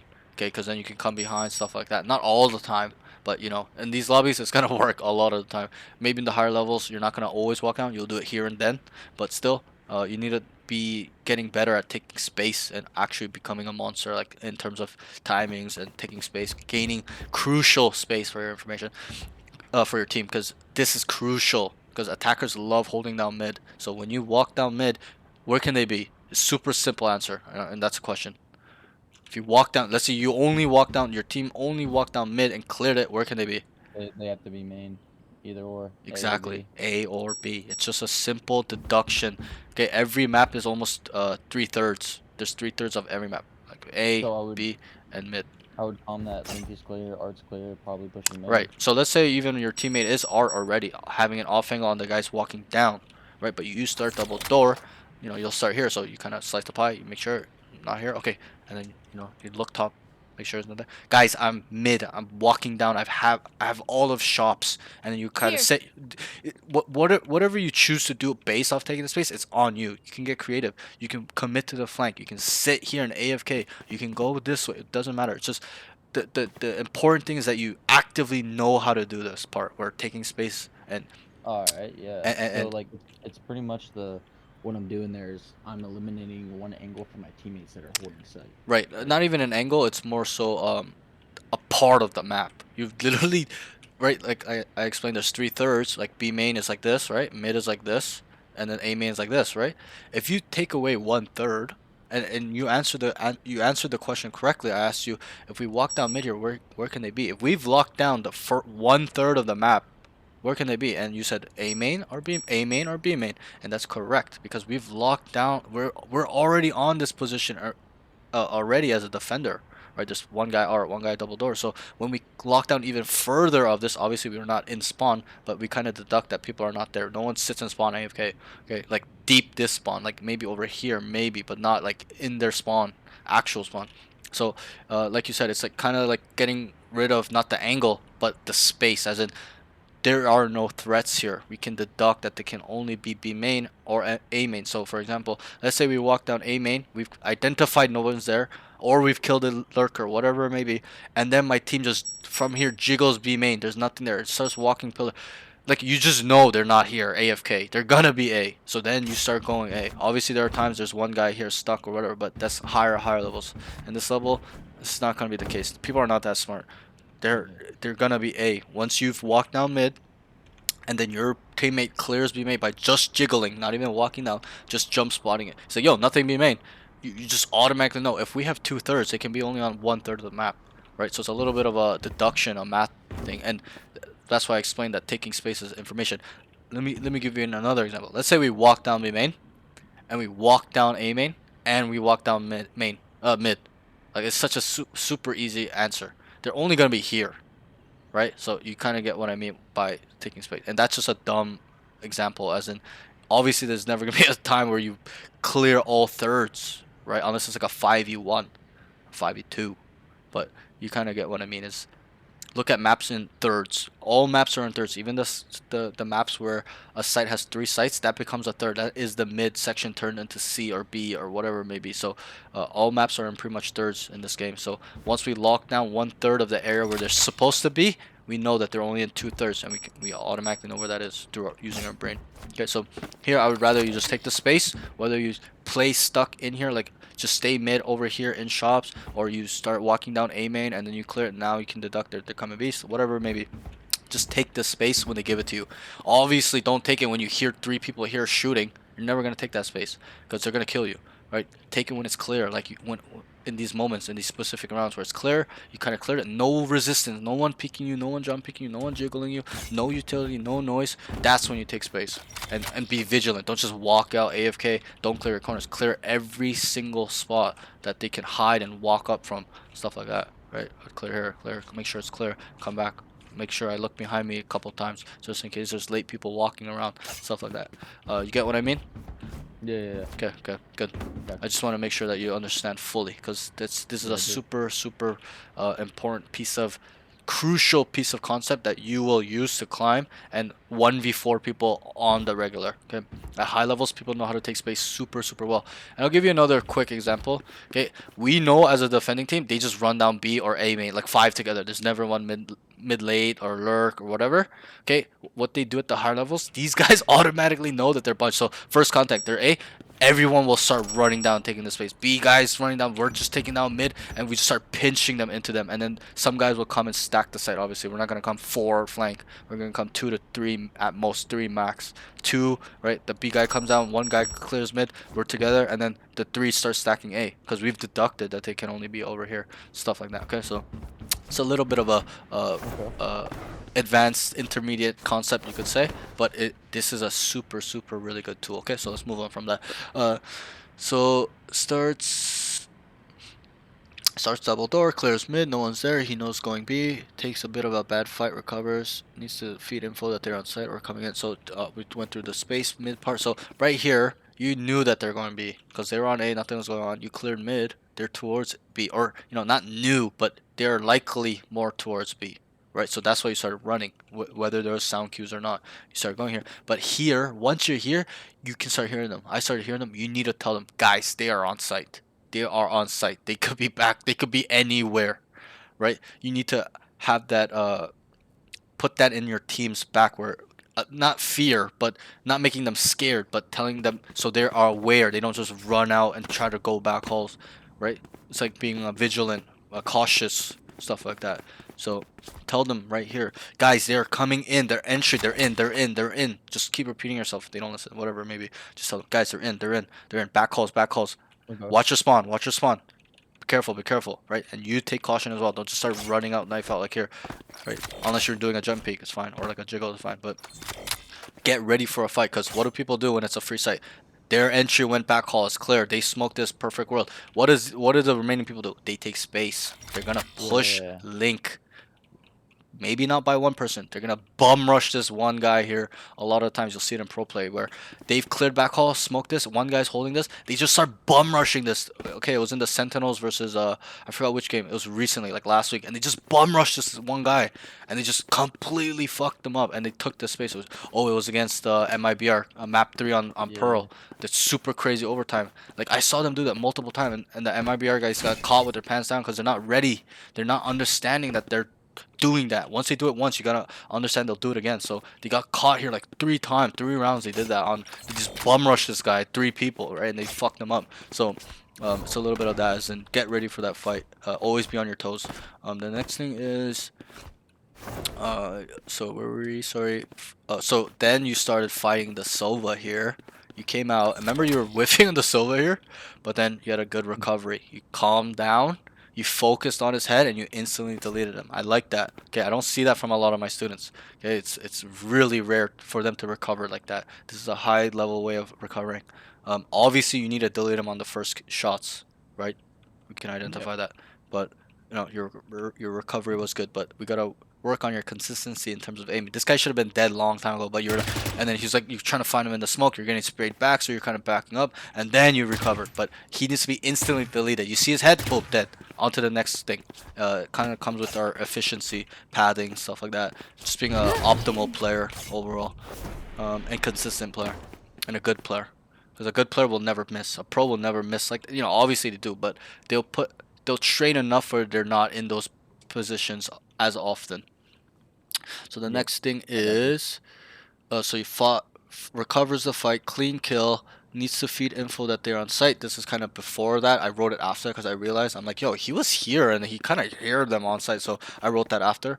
So I wrote, needs to feed info that they're on site or coming in, or where he hears them from. For example, if you hear one guy jumping around back halls, you just say, hey, one back halls, they're planning for long, right? You can hear where the bomb is being planted. It's directional. So if they start pinging there, you automatically know, guys, they're planning for long. So feed those, like, it seems like a dumb piece of information, but it's crucial, right? Then when they come out, they're gonna look towards this, where if you tell them, guys, they've planted site, a lot of there's not going to be much resistance here. They're all going to be back site or close on these boxes, so they can play accordingly. Get more aggressive. Right, and at the higher levels, people can play accordingly off just that info. If you tell them they're planning Here. long, they don't need to send 3 people back hall. They're going to send one guy and everyone else is going to clear close, smoke this, and get ready for the long fight. But if you tell them that it's planned for a site, okay, now it's different protocol. We must send 4 people back halls because that's how they play site plan. Is they stack back halls. They put 3 people, 3 attackers here, okay, or 2. One guy Here. might be, close to this Here. box behind the smoke. One guy will be maybe Here. here or pillar or Here. behind this box, whatever it may be. But the protocol changes, you understand, at a higher level. Like they know through experience and overall seeing these situations so much how to play accordingly, and that's just a way more advanced way of thinking. Obviously, at this level, they're not going to know the fucking difference between them planning long and planning for sight. Okay, they're all going to do the same thing, but it's for you to be ready for those type of players on your team. Okay, where they're like, yo, good comps, right? That might have changed the outcome of a round. You never know. Okay, I know I'm talking like a little bit generally, but you never know. Like, just be ready to speak like a high level player, okay, and be a high level player. Adopt this way of thinking. Okay, every little detail matters, especially when the games are close. super intense, stuff like that. Okay, everyone's on the same level playing field, stuff like that. Okay, let's move on. So you need to tell them where they're coming from, stuff like that. Feed them info. Way back from Link. So round 11, planning pre-round starts. So I like this. But you're doing it too late. You need to start pre-planning like round 4 or 5 on attack, defense or attack. Just understand how the enemy's playing. Like you said, you realize like, yo, they're like fucking running it down. What are they doing? And I identified no one plays mid. They never ever played mid on you guys. Almost never. Yeah. A few times. And when they did, they're together. So obviously you're not gonna Yeah, and they push art. right, and you're not gonna do there are times where you hear a lot, they're telling you 4 here, and then you will push double door. That's all kind of your discretion, at your discretion, and you can timing these guys, especially when there's all of them there. But what I'm trying to say is that I identified that their mid was super soft. Like they're always starting B main or A main or like sometimes mid as well, like early on, but later not so much. They recognized that they were getting destroyed here, so they kept going there. So adjust as well in real time. Okay, Dave stopped coming mid. I'm gonna start going mid. It's the perfect time for you to think like that, where I'm gonna take space because they've stopped doing it. Right? It's like being one step ahead of them, using our brain and being super giga brain on them, and just being better, the overall better player in the lobby. Obviously, the higher you go, you're not gonna be able to do that. People know that people do that, and then they'll start sitting and waiting for you, stuff like that. Super high level type of way of playing, but it's different. Okay, so round 11, planning pre-round starts art side. So over here, Q's dash and tells team. I didn't write what you said for some reason. I don't know why. I must have been looking back and forth. Gets good kill, gets away, gets gecko flash. Needs to immediately go towards connector or start going B from spawn. Retakes needs a lot of work. Sage is out and he's still spawned, so I remember this. So you got a kill here or something. That's not really important. And then you came here and you got you weren't unsure to go this way or this way. You ended up going this way. Okay. And then so I wrote you need to immediately start going this way. But you went spawn because it's much more efficient. You can clear things as you go as well. And then here, you remember this round? You were here waiting for the retake. Your Sage starts going out, and she's like up here and dies, and then you go. Like, if she's up there, you might as well just start going with her, or you tell her to wait. You get what I mean? It's Okay, like, yeah. like match her movement. If she's up there, you gotta be like here or up here, like ready to clear back calls already. If she's up here in this area, she dies and then you went out. Okay, it's a little bit of a not a grief, but uncoordination. Just go out with her. I know there are silver players. If you don't want to go out, bait her and then go back calls. But you kind of just waited forever here until they could kind of identify that you're there. So then you died, but nothing crazy there. Round 12. Playing tight, right on A site behind smoke. Good flash dodge. Needs to play inside smoke after Reyna dies. I remember this round. You had a Bucky in your hand. So you had a Bucky here. You Yeah. wanted to come up, but you heard a lot of them, so you're like, fuck. And then Reyna hadn't, not really an off angle, it's a common angle, I guess.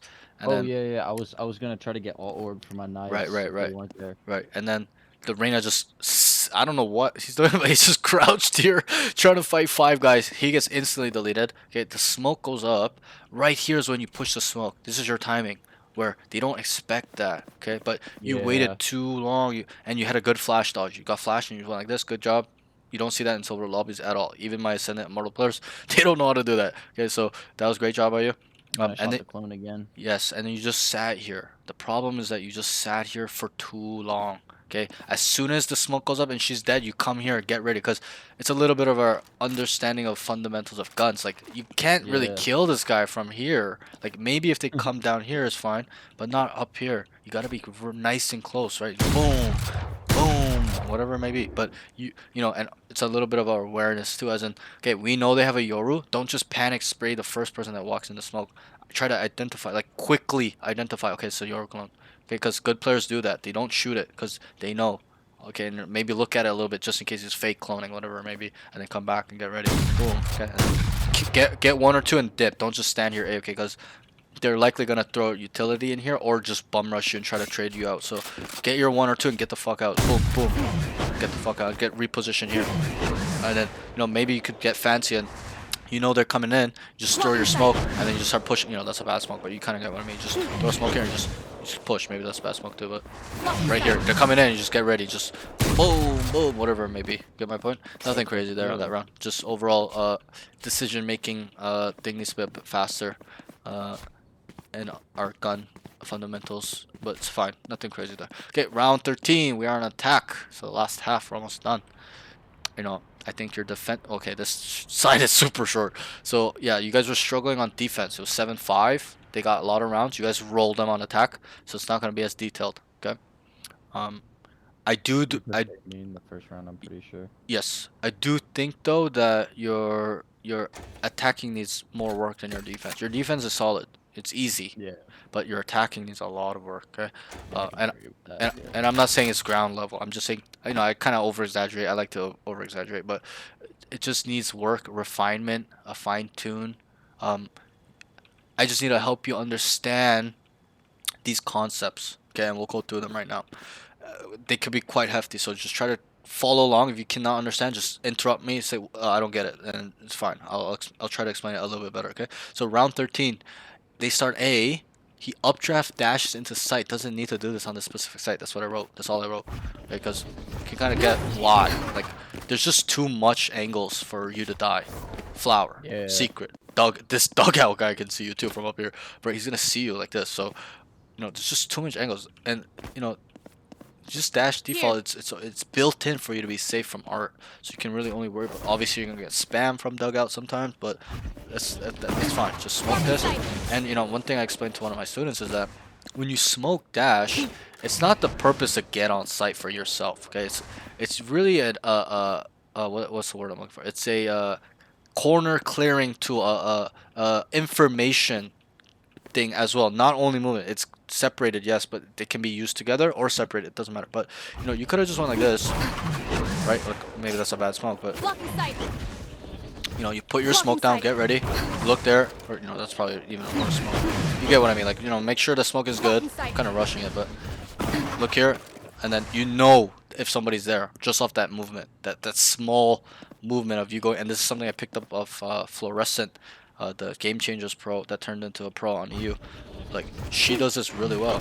Like, she won't updraft, sorry, but any site she enters with jet, she goes like this. Immediately looks right and left with her mouse, where even if she may not have seen it on her screen, the mini map picks up question marks. And obviously, and this is a question, when you enter on site like this and you look, I'll kind of show you properly, like that, and you enter there's question marks, generally where's your team?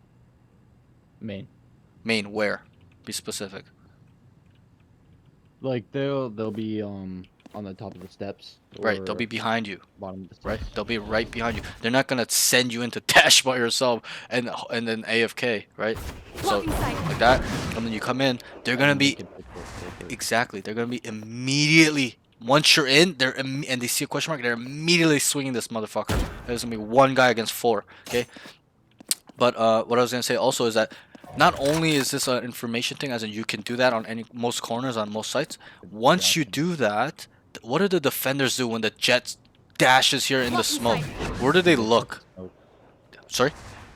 He looks at the smoke. Right, they start tunnel visioning on this guy because they understand that's the first threat. The good players will let this guy dash and his teammate will look, and this guy will just hold this just in case. But that's super advanced stuff. But most of the time, even in my lobbies, even me, sometimes I get tunnel vision on this guy when I'm on defense because I want to kill this guy as fast as possible. But he's a divergence, like he's a decoy in a way because the smoke is hiding the jet, and then I'm like, fuck, where is he? He's gonna come out. He's gonna stay in the middle. Like, I'm gonna spam it, right? If I spam it, they know where I am. So I usually don't spam it to see if they're gonna walk out. But usually patient jets will sit in the smoke and wait and then kind of creep out. They're not gonna just start making noise where they know where to spam, stuff like that. So that's how you have to use this tool. It's a information tool, a movement tool, and also a decoy. You help set up your team. Okay, as in I go like this, question marks, my team just automatically know where the guy is, slash this guy starts spamming me in the smoke, they know where he is as well. So it's super crazy piece of kit. Okay. Also, one thing I'll say is that I didn't tell you, but I told all my duelist roles. Okay, Duelist Yep. is the most selfless role there is. People think it's a selfish role where you need to get kills, bait the whole team, let them run out, don't just get on the site and Here. that's it, finish, boom, boom, boom. No, okay. Your job is to put your life on the line for your team, for them to have a safe plant, post plant. Corners are clear for them. It's not for you.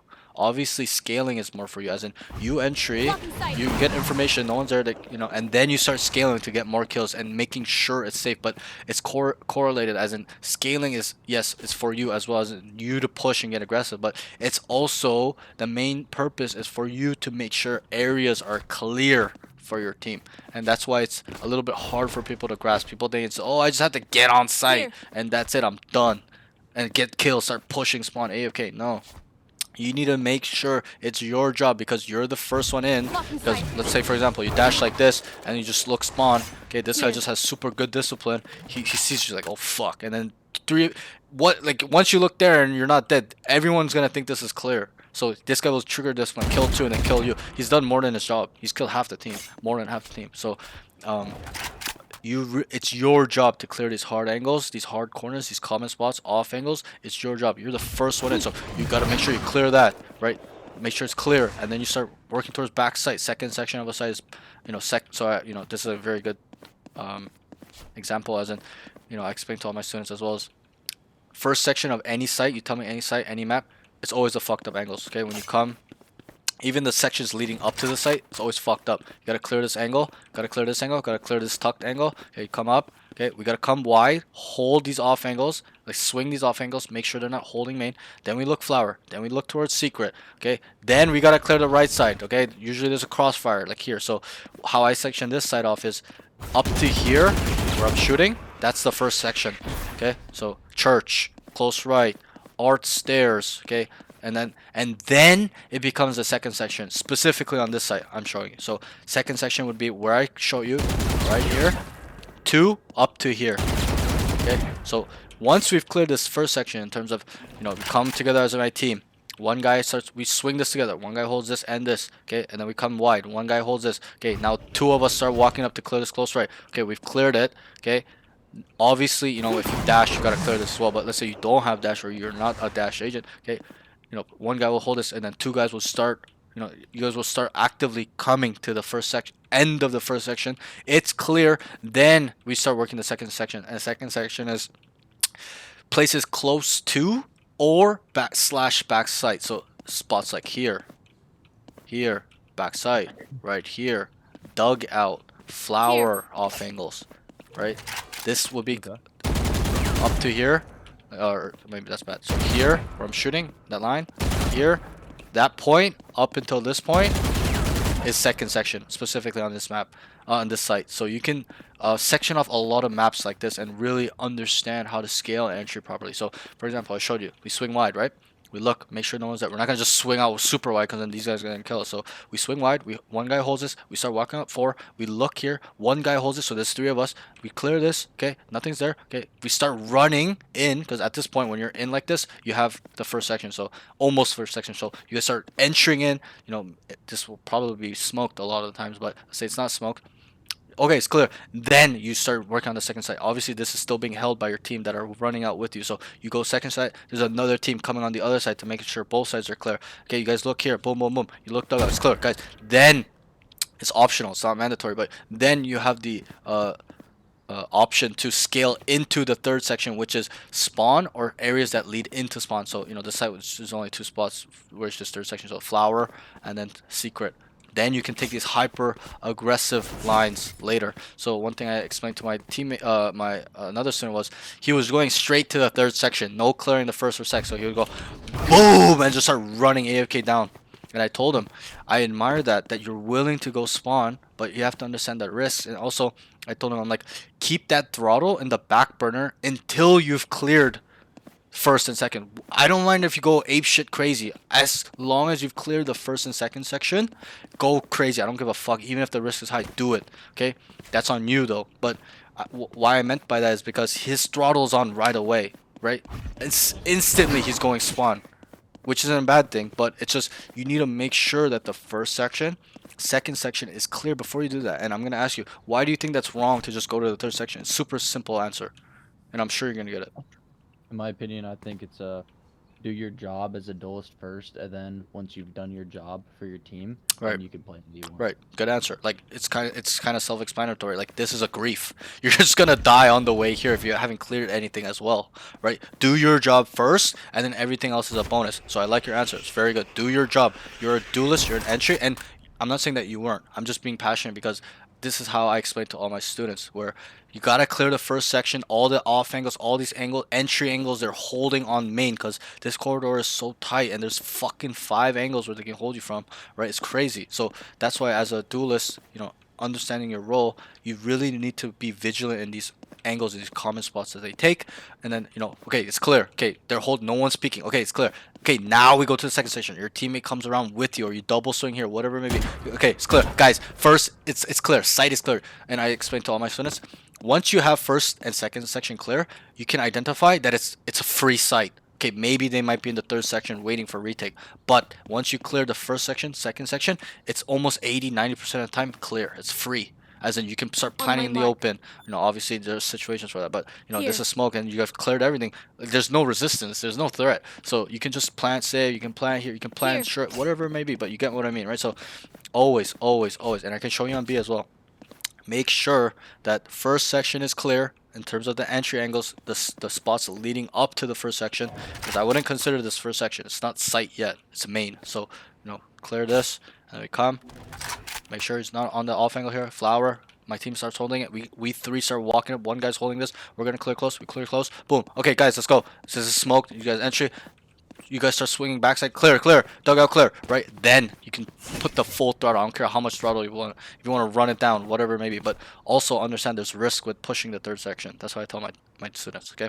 I don't mind being aggressive. I do these plays too where I've cleared first and second. I've done my job. I want to go kill. Okay, I want to get that man advantage. I want to kill at least 2 or 3, whatever it may be, or play it slow here, whatever it may be. But just really put an importance on first section, all the angles, second section, then I can have the option to go and put full throttle aggression, whatever it may be, onto their team. Okay, I can show you on B quickly as well. So, B on the site, right? When you come up B, you're not just running around like this. At the higher levels, they automatically come here, look towards pillar. One guy holds this. Obviously we'd flash out or whatever, smoke out and come out. If we didn't, that's how we do it. Like it's like a 3-man lurk. We don't want to make noise. We just, okay. One guy starts holding this, and then two of us walks out. He comes up while he's holding it. Okay, the duelist would lead, clear this. They're still holding back halls, and then you clear this quick, and then you make sure they're not on this off angle as well. So then you'd come wide. Perfect world. They start smoking, smoke, right? You look here. Let's say even Link is smoke. One guy would hold this. Then let's say perfect world. This is smoke. Blocking sight. Okay. Then you would look in this area first. Then look left. This is still being held by your teammate. So then you start working back halls. You always clear this corner. Look back halls now. Okay. Then you start scaling. Right. Obviously this side is a little bit different where it's unique. It's not like a thing in the middle and then that's backside, right? That's considered backside. So if I were to section this off, I think I did already, but let me try to do it again. So how did I explain it? So first section was all this leading up to, and then holding this off angle, pillar, perfect world, this is smoke, right? You look Link, let's say even Link is smoke. This area is probably first section, like up to here, this diagonal line is first section, and plus the angles, as in even if it's not smoke spawn, this corner, but that's part of coming up to it. So, but yeah, I would probably say Link to here is the first section, okay, on this side, and then you gotta look left, and then you start going to spots near or backside, which would be here, back halls here, okay, here. Even here could be considered as well, but I'll leave that as first section, right? At pillar. So then you go back halls. Okay, one guy would probably spam this, make sure it's perfect world smoke. We go back halls, right? Then once this whole line is clear, as in to here, right, around here, from here onwards, everything is clear. Okay, this is still smoked or whatever. If they choose to smoke this with this or this with this, doesn't matter. doesn't really matter. It's all situational. But then we are able to go and clear the third section. Okay. Even in that Sentinel game against MIBR, they did not push this until they made sure backside was clear. Then they started bum rushing this guy because they knew that first and second there's no threat anymore. Now we can go put full throttle, right? So it's kind of that same thought process. You can go spawn and wrap heaven or whatever you want to do, push link, but make sure that the first and second section are always clear. I cannot stress this enough. Make sure it's clear. Double check, triple check if you have to, okay? And if you're doing it wrong, but make sure that it is clear, okay? There's nobody there gonna trigger discipline you guys, stuff like that, okay? But let's just move on the notes. I know I was yapping a little bit, but that's an important concept for you to understand, that you must clear first section, second section, then you can put full throttle. Because if you do not understand this, you will never ever enter properly, or you're gonna just skip the first and second and go to third, stuff like that. And I want you to have good foundation in, because you're a duelist player. If you just went third section every round, they would laugh at you in your games, like at a higher level. Like let's say you got to Immortal, they'll be like, "What are you doing? Are you retarded? Like, clear the site, man!" Right? Like they get angry at you because there's a certain standard at that level. So I'm trying to teach you these standards. But anyways, I'm getting sidetracked. So they start A, updraft, dash into site, doesn't need to do it. We can kind of self-explanatory. We don't need to go through that. Round 14, they start A, one mid. Oh, sorry. Touching on this point, just go here. Go here or maybe church. But this is probably the Here. most optimal Blocking spot sight. on this specific site. Just dash here, look around, okay? And then, they'll smoke this and that, okay? So just go around here. Here. This is probably the best spot. You don't need an updraft dash on top.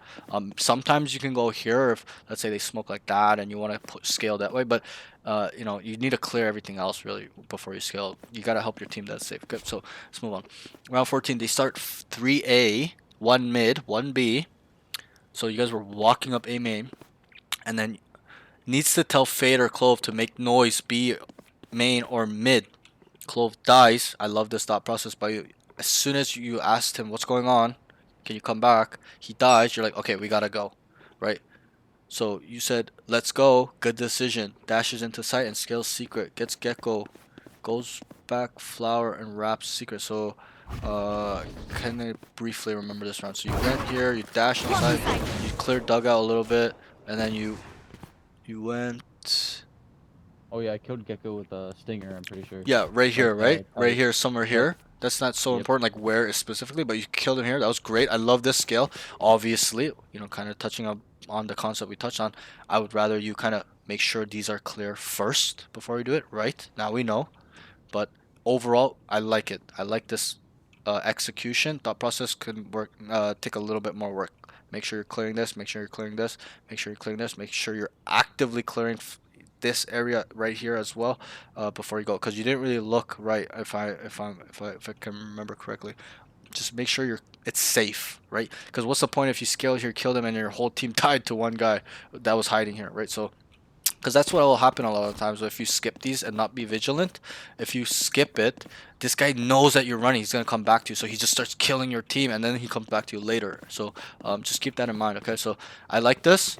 You took aggressive line. Just make sure the first and second section are clear before you do this, and then you went secret, kills the gecko, goes back flower. So then you came back here. I remember now. So you killed this guy, you came back, and then I heard people in flower, and I know you heard them too. So you're like, oh fuck, there's one here. So you went to clear this, right? And then there was no one there, so you identified he's going secret. I love that. So you came back around and then killed him, which was great. Nothing crazy there. They're on eco as well. So, but great round. Decent entry. Needs a little bit better of a scaling. Your entry was great, but the scaling is terrible. Okay, so round 15, it's a B split. They are out link. He's still AFK B main. Gives alright communication. Gecko back hauls, and then you killed him. Good flash, dodge, overall awareness. So you'll see in the fall what's wrong with this. Okay, no high level player is gonna sit here AFK. And this is a problem one of my Immortal students had as well. I'm behind on shower. He's by himself. His team is running down link, and they were running down short, A short. Fuck, this always happens. Let me just get into this. Oh yeah, my thought process on that was I went main myself because they were putting pressure on links, so I Right. figured if anyone was sitting on site, they'd push more on Right. back site, or they'd push up main. So I Yeah, was yeah. Like they would take kinda that space and put them off. identify, like, hey, there's 4 coming link. I'm gonna go up B main and play it that way. Okay, I can understand that as well. But I'll kind of explain it when I get back, and just give me 1 second. The problem with that is that you're doing nothing though. Like, yes, you Yep. can expect them to maybe do that play at a higher level. In this lobby, I don't think people play like that. They don't even understand that concept. You understand it? Great. I love that you do. That's a good way of thinking. But I would probably like you to just walk down and expect that. Like, clear those, because let's say he was there. He did take the space beam and you killed him, and then you start running down to your team because it's free. But then there was a guy in that corner on the left side, that walk up corner that you went in and died when the clove did bad smokes. Like, you kind of get what I mean. It's not about being a step ahead of them, but it's just making sure that everything is clear with what you're thinking already. So imagine if you walk down, and I'll show you exactly what I mean. Great. Imagine if you walk down My ult's ready. and you cleared these angles plus pillar plus that walk up angle, and you had that thought. Like, aren't you such a much better player than staying AFK Yeah, top B mate? You kind of get what I mean. And I'm not saying you're a bad player or anything like that. It's just I'm brutally honest with all my students. Like, this was a little bit silly to me, if you will. And you have to be aware. Yes, you're super aware, but in this situation, this specific situation, you need to be super hyper aware. They literally were running it down Link. Okay, it's not like they were working it slowly. They're running. You'll see they're out here while you're still here. And let me just wait for this timer, but and I can kind of explain. So, and let me just reread this. So it's a B You can split. press end game phase and Oh it'll yeah, sorry. show I'm just that. I'm just a boomer, so it's kind of like I just let her go through.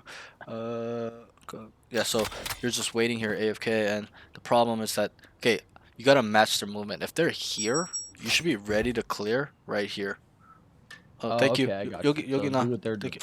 you. Yeah, well, not do what they're doing as in run it down, but you gotta match their movement, right? So I can briefly show you on A. Like, if they were splitting A, and there's 3R, okay, and I'll ask you in a question so you can understand. If they're up here, are we gonna be here?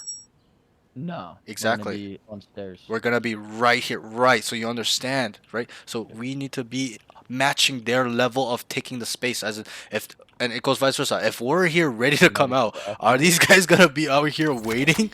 No, they're gonna be fucking ready for everything, as in coming in and getting ready to trade. That's how high level players play. So we can just think about the same thing on B, and you got it right. You're absolutely right. We're gonna be, you know, with them. So if they are here, their intention wasn't here. Okay, as in, they don't know where the 30 fuck they want to seconds go. left. Their intention was here. Okay, they were literally committing themselves.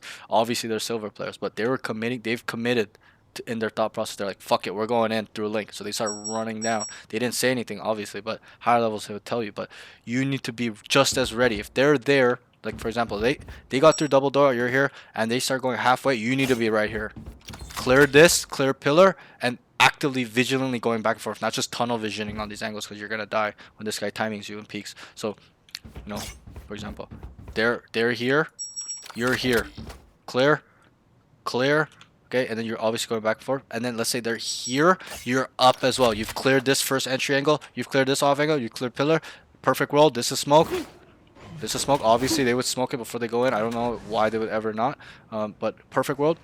Hey, they're here ready to come out, then you're coming out with them, because then you don't need to really look this way. They've got this side, you look this way, left, right, immediately, or they might even get this for you when they come out. So then you can see the vision go. It's no one's there, boom, you start scaling with them. But you were here just waiting, and you're being accurate with communication. Like, he's back calls, you saw him, you're waiting. You didn't kill the gecko until your team was out here. They're Yeah, I was out. gonna say, I think if I was pushed up closer, I could have killed him and Probably. avoided those Probably. dying. You might have even killed him first if you're really efficient, and then your team comes through Link. Because, okay, let's think about it on a higher level ELO game. Like, they're not going to run it down Link. Like, it's just brain dead. Everyone's going to start rotating B, right? So they would play it slow here, somewhat slower. As in, they take the space. They're like, okay, guys, what do we want to do? Okay, one guy would kind of check connectors, see if there's any resistance. They'd clear this, and then they would just hold the space for a little bit, right? If you watch pros play, once they gain space, they hold it for a little bit and try to identify slash being patient on what we can do, what they can do. Maybe they'll walk out here and there. Let's just wait, right? So, if your pathing was efficient enough, as in you're matching their pace, or even better, you might have just killed this guy, and then they at the higher levels, you killing this guy is so big, because then they understand that they've had sight, so they just start following you down. They start coming to help you, right? So Let's try to think about it on a little bit of a higher level, but you kind of get my point. Is like, you know, match their movement. If they're running it down, you should be pretty much running it down as well. Not, you know, knife out, but clear these things because you're by yourself, right? It's not like you've got a friend. You're by yourself, so it's more important to clear these angles because if you don't, you're gonna die. So and we need to keep you up because your job is to scale later on when you entry. So once you entry with your team, scale and then put the throttle on if you want. If you don't do it. Play safe. Play, you know, depends on the situation. You know, if you're behind, it's a game where you're coming back. Okay, you must throw the throttle on because you have to take risks. You can't play safe every single time. You gotta throw them off. Okay, if it's a game where you're ahead, okay, different story. Okay, you can play super safe. You can put the throttle on. You can throw some rounds, whatever. Obviously, I'm not saying you should, but it's all situational. So you gotta identify that as well. If it's 9-12 and it's a 3v5, okay, I'm gonna have to be good for 2 here. I have to go for this play some, not all the time, but some of the times I gotta level out the playing field for my team. So that's where those throttle moments come in, where you can really decide what to do and stuff like that. Obviously, there's 5 running here. You're not gonna throttle on, right? You're gonna wait, or someone else might throttle and go over there, whatever it may be. But you kind of get my point. So um, just match your movement. On this note, overall your awareness was really good. You knew he was back call. Whether I didn't see if you saw it or not because I was going back and forth typing and looking at your screen, but I'm sure you probably saw him or you saw a piece of utility which made you guess it's there. But overall, good awareness, good comms. Just make sure you're matching their movement, and you've cleared what they've cleared as well. As in, they're clearing down mid link connector coming down. You've already have cleared this, ready to put in some work. Okay. The next round is the next note is round 16, updraft dash into dugout. So this is one round we kind of touched down. We don't have to go too crazy into it. Gets 2 good kills, scales, secret, catches 1 flower, no response. So that's pretty much everything. It's a super pro round. This is probably your best entry round in terms of production, in terms of entering plus, well, I shouldn't say entry, but maybe scaling, because your entering was a little bit off. You know, I kind of explained, like, you shouldn't really do this. Like, you're dead, like, at the higher levels. You know, maybe you'll get away here and there, but generally you're probably really dead. So, and you kind of know what's wrong with that. Like, on these levels, sure, you can kind of keep doing it until it stops working, whatever, but like, you kind of know what's wrong with that. This guy's gonna be here ready for you. This guy was not ready for you. This guy was just over here AFK. I don't know what the hell he's doing, and then the Cypher just ran out with a pistol and you just killed him. Like, you know what I mean? Like, higher levels, you're instantly dead.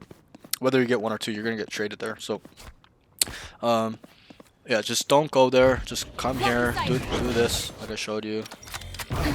Right, with the smoke. You're here, you're tucked. They smoke this, they smoke here, and then you, sorry, excuse me, they can start coming out. You start scaling.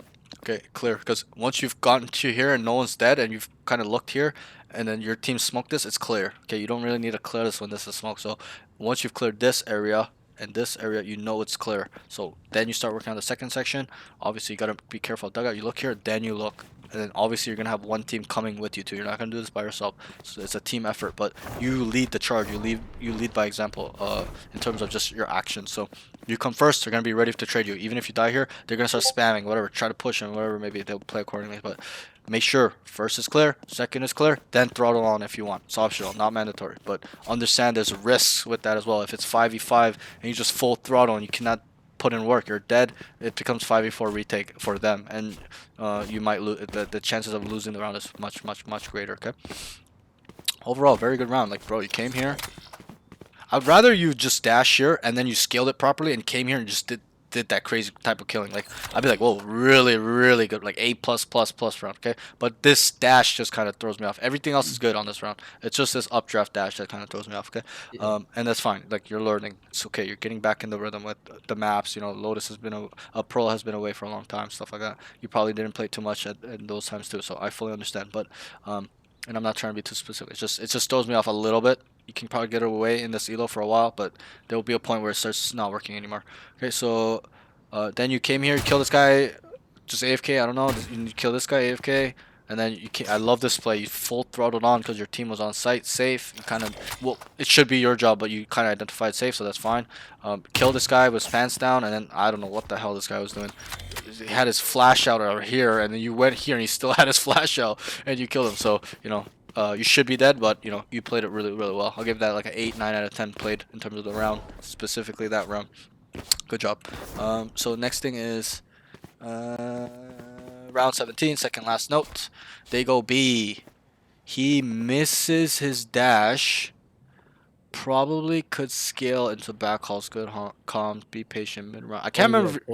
Yeah, I Yeah, dashed right into the close. yeah. I can't remember if you guys you guys came through main, right? Not Link. Yep. Yeah. Yep, we Okay. came Good. through main. Okay. Yeah. I just couldn't remember that part because you guys were splitting B a little bit here and there. So, but yeah. So you've dashed into the clove. Self-explanatory. Just wait. Chill out.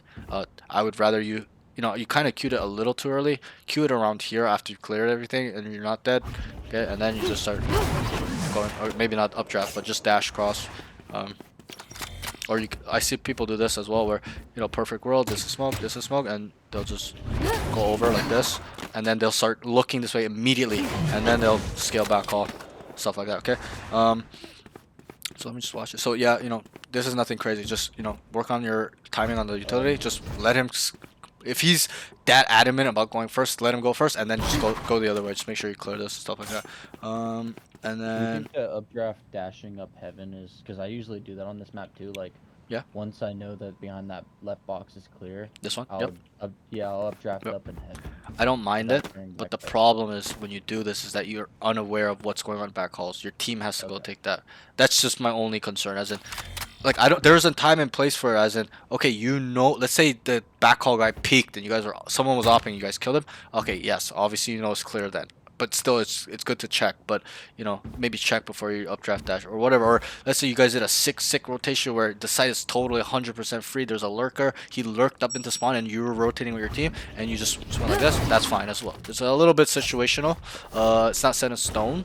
I would definitely rather you always go back hall though. This is probably the most optimal thing to do. Yes, there are times you're gonna die here. This guy's sitting here waiting for a sick angle, but you'll be at peace of mind and knowing, okay, I try to at least do my job, right? At least I tried to do something for my team instead of, yeah, I went for a fancy play, and even if it worked, it's kind of like, it's just not the right thing to do in most of the scenarios where, you know, like I explained, you know, your role is just to clear the space, the site for your team for it to be safe. So really stick with that concept, as in, I'm the one that, I'm him. I'm gonna clear all this for my team. They rely on me to do this, right? This is my job. Just how it's a smoke's job to make sure the smokes are down before you get in. It's his job, right? Or a sentinel for him to lock down a piece of the site, whether it's pre-round, post-round, you know, stuff like that. Getting up to the site, whatever it may be, right? You rely on them, and obviously, bro, like this is silver. Like you cannot rely on these guys, but I'm trying to help you understand at a higher level. You must rely on your team because they're gonna rely on you. Because at the higher levels, aim starts diminishing. You're not going to be able to solo carry all these games. You must rely on them. They must rely on you. It's a team effort. 5v5 tactical shooter. Okay, especially at the high levels. Immortal Plus. Okay, it's not a, you know, obviously there are exceptions to the rule where people are still solo carrying, stuff like that. But generally, you know, everyone is relying on each other in this bracket, the higher brackets. Okay, this bracket, sure, okay, go for it until it stops working. Even then, I wouldn't say that because that will develop bad habits where you're still trying to do this at the higher levels. Okay, develop the good habits now. Make sure second section is always clear before you start throttling. You can even clear first, second section and then start throttling up. It's just updraft. Yeah, I never really thought about that Right? that way, to be honest. Yeah, and you know, this is kind of something I came up by myself. I didn't learn this concept, or you know, I just kind of came up with it through my own experiences as a duelist, because I was a duelist main for a big chunk of my career. In my prime, when I was in Mortal 3, I spammed Jet and Reyna only. So, you know, yes, I wasn't good with the duelist agents like Yoru, Raze. Like I was really bad with movement agents, you know, stuff like that. Like utility duelist agents, I just relied more on my aim and common sense. Like I've got to make sure the site is clear, and that's probably where I picked it up from. It's just I was just so forced to using my movement and aim only that I kind of picked up on these what I need to do in terms of sites, stuff like that. Things that worked, things that didn't work. Why am I griefing? Why am I pushing spawn and not clearing these things? My team gets mad at me. Like a lot of mistakes I had to make to learn these type of concepts and things for duelists, right? Because we're talking duelist specifics, but it's different for other roles. But yeah, like once I explain it to that to students, it becomes so much easier. They understand, like, okay, now I have a duty, I have a task, I have a protocol. what I must do on a specific site, stuff like that. And obviously, we're only on one map. You know, if you have any questions on any map, any site, like feel free to ask. I can definitely just tell you where the section are, or try to draw it up and then send it to you on Discord. You know, if you have struggle with one site or whatever. But you get my point. So, you know, I don't mind if you go up here, but try to at least, you know, at least try to clear the first section before you do that. Don't just updraft first thing, because a lot of people play here as well, where you're gonna die if you do that. Okay, and Link as well, especially if they, because people these days don't actually smoke Link. Back before they did, but they realized that it's better to just smoke Heaven and Spawn.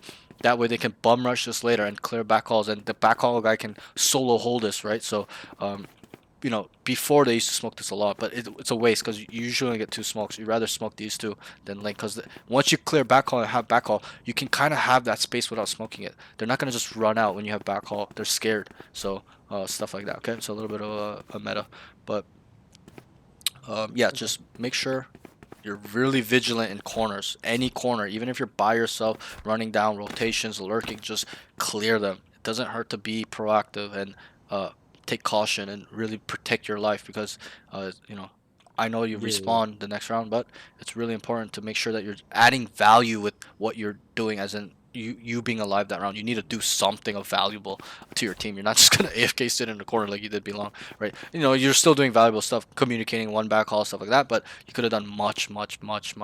Clear this and then get ready to take it with your team, stuff like that. A little bit of synergy there, synergy practice there. Okay, so let's move on. They go B, yeah, submit and B, and I just wrote probably could scale into back calls. That's probably the most ideal thing. And then I just wrote good comms. I don't know what you said. You can refer back to the VOD. And I wrote be patient mid-round fighting. A lot of the fights mid-rounds, you're throttling too early. Just take a chill pill. Just relax. Be patient. Identify what the hell's going on. If you've taken the site, it's clear. Okay, you guys got the bomb down. Now it's post plan. Identify where they can come from now. Okay, let's say nobody is flank and you guys are all site, and you've kind of jiggled this, start walking spawn. There's nothing spawn. And I'll ask you before I tell you, where are they gonna be? If you kind of post plant scenario, you know you didn't hear anybody running up, you're like, oh, what the fuck, and you kind of just checked, no one is here. You go heaven, no one is there. Where are they gonna come from? Link. Link, and where else? Blank. Right. So exactly. So it's a little bit of that as well. You gotta add that not only into your entering and scaling. That is like the third thought process. So first thought process is entering into site, making sure you're the first one, Oh, yeah. taking a contact. Okay. The second thought process should be I need to clear the site to make sure it's clear. Then the third process is what is the situation? Is it a 3v5, 4v4, 5v2, whatever it is, and then identify where can they come from. That's combined together. Okay, so kind of really look on that type of information. Were you gonna say something? This is the last round, right? This is the second last round. Okay. Yeah, I was gonna say I remember the last round I made a comm that one was Link and the last could be flank. Yep, too. yep, and it was correct. The guy came down flank, right, and you killed him. I'm pretty sure. That I'm not too focused on, but that, you know, those type of plays when you communicate it, I can tell if you're not you, the student, if he's a high level thinking player or he's a true silver or bronze or plat player. Okay, I said it to the stream. I identified immediately. I'm like, this guy is a much higher level skill than this rank. Okay, he does not belong here. He's probably still true skill level diamond, ascendant, whatever it may be, but your way of thinking is so much different from all my other students. You know, the common way of thinking is they don't think about possibilities. They just think about what's in front of them, right? But you're thinking on a deeper level, as in, okay, we have all of sight. I don't really hear anything. He could probably be, you know, flank. It's like a map hacking ability, right? Our intuition, if you may, right? And that's a really key thing to becoming an immortal player. You must heighten your intuition, where you're a map hacking god at this point, where people think you're cheating because of how big your brain is, these experiences you've experienced and learned from these situations, these scenarios, whatever it may be. Okay, super advanced. Okay, but let's move on. So round 18, they trade out A, kill Cypher, just go in at this point. I like the thought process. Though. So I actually cannot remember what the hell happened in this round, because I'm yapping too long. But what happened on A? So you guys killed the Cypher. he died somewhere here, and then I think you were telling them to rotate. I'm pretty sure. I could be wrong, but maybe we might have to watch the VOD for this one. Do you remember what happened? This is last round, right? This is the last round, round 18. It says they trade out A. I'm pretty sure our teammate got picked off. Like one Did of our teammates died. you guys ended B here? Yeah, I believe so. I Yeah, believe that yeah, we ended yeah. up So I being think you in guys this one. traded out here. I should have been more specific. I don't know why the round just ended so fast, but so they traded out A, and then I'm pretty. Anyways, we'll watch the VOD. It's not that too crazy. It's kill Cipher just going at this point. So from what I wrote, it seems like that you didn't want to go in, whether it's B or it's A, it doesn't matter. We'll speak generally on this point, but um, you just gotta identify these crucial key agents that are dying. So I had a student before where he's like, oh, why would they go in if they killed me? And I'm like, you're the chamber. If you're solo playing C long on Haven plus Garage and they kill you, they can identify that whole site is pretty much free. Because I told him, like, chamber usually plays by himself, right? Max 2 people, maybe 3 if you're predicting that they're stacking a site, stuff like that. But that's a different story, right? Generally, the Sentinel is by himself, right? Like on A or B, whatever. So when you've killed this crucial agents like a Cypher, Vice, Chamber, your immediate reaction should be go now. Okay. Obviously, there are times where you kill them and then there's still resistance. There's 2 more guys. Then you can leave or play slow, re-hit, lurk up mid, try to kill these guys, and then go. But if you've killed it and there's no more noise, no more resistance, nothing going on, you must be urgent and telling your team now, let's go now, we need to go right now. And you did. There was that one round here where Clove died mid. You understood that there's no time to group up anymore. I would, when you guys are here, I would have told them, guys, can you make noise? I would have told the Fade, actually the one closer to B, I'd be like, can you dog down B long while we're walking up here? Why? They would start rotating off, or not all of them, but some of them will lean towards mid and B when they see that dog, right? This is low level. They move to the first contact. It's not higher level. So I would have told them, can you make a lot of noise mid and B? They would start shooting, and then this site would be super, super less resistance. You don't know how many times I've done that, where we're running like a semi-default 3-man stack, and then I'm like, yo, shoot on B. One guy shoots on B.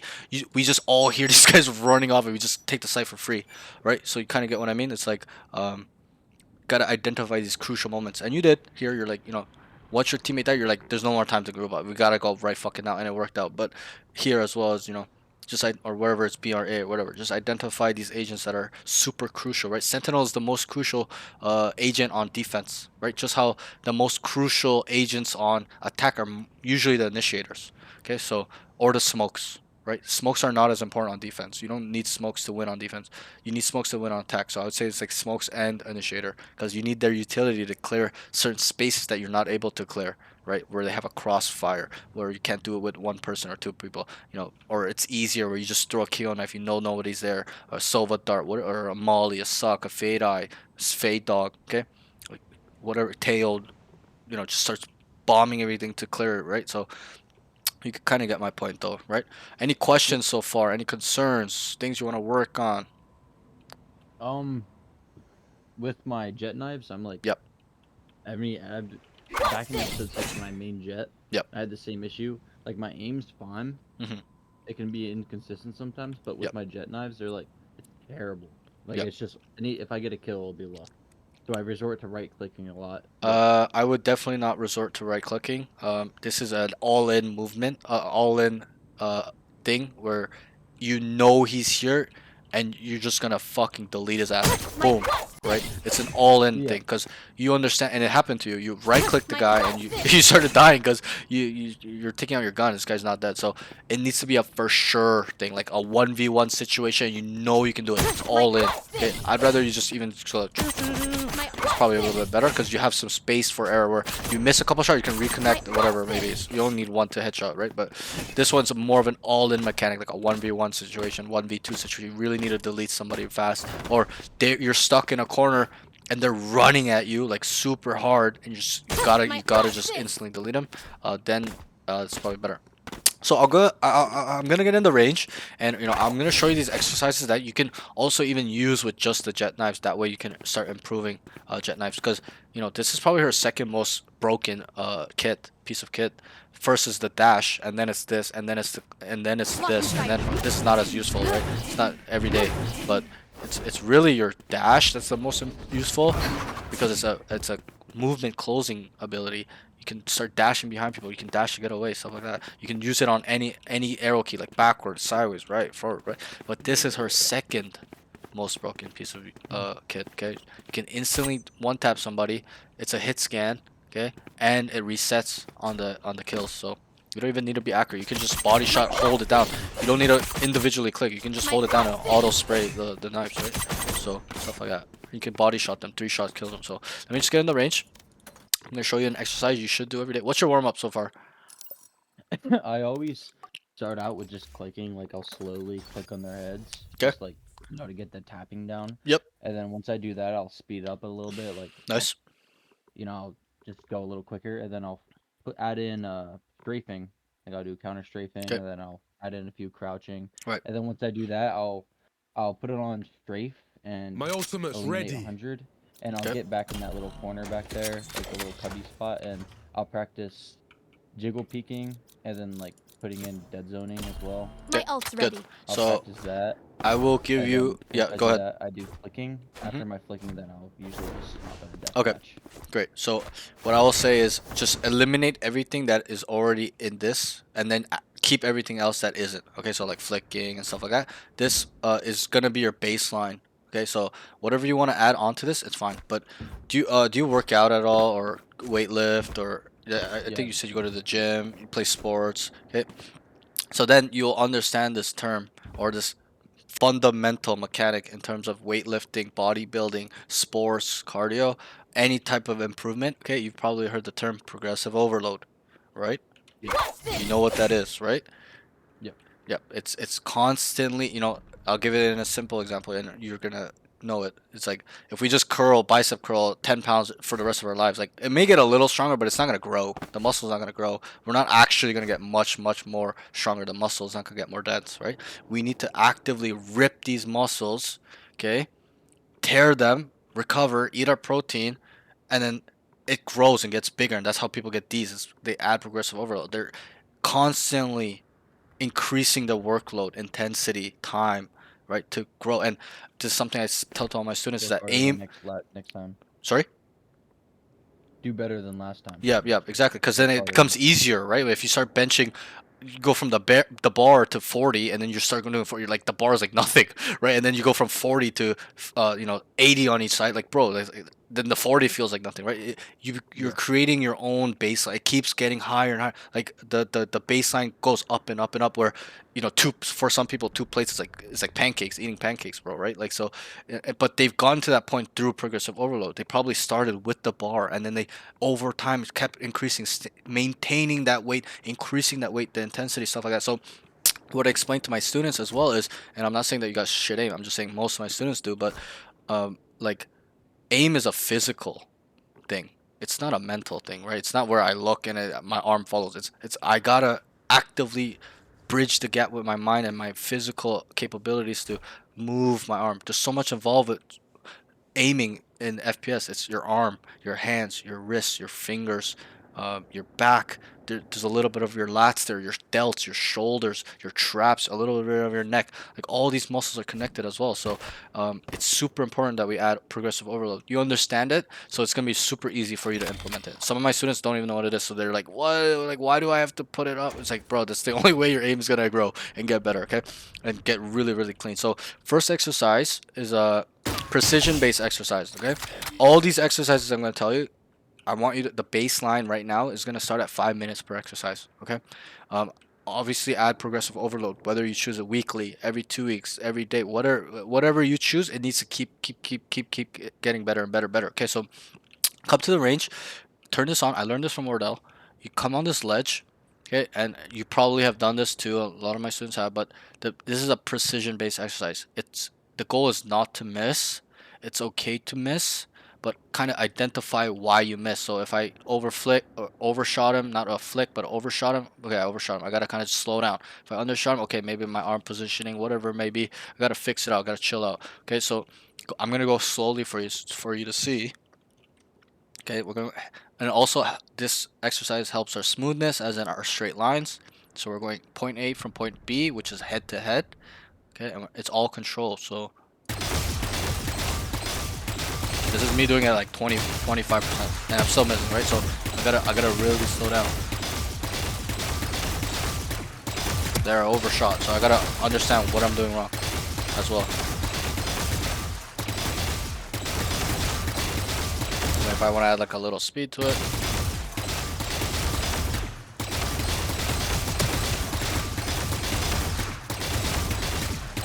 Like I'm still missing, right? So I gotta maybe slow down a little bit more. Gotta be more precise. Gotta take my time with my shot.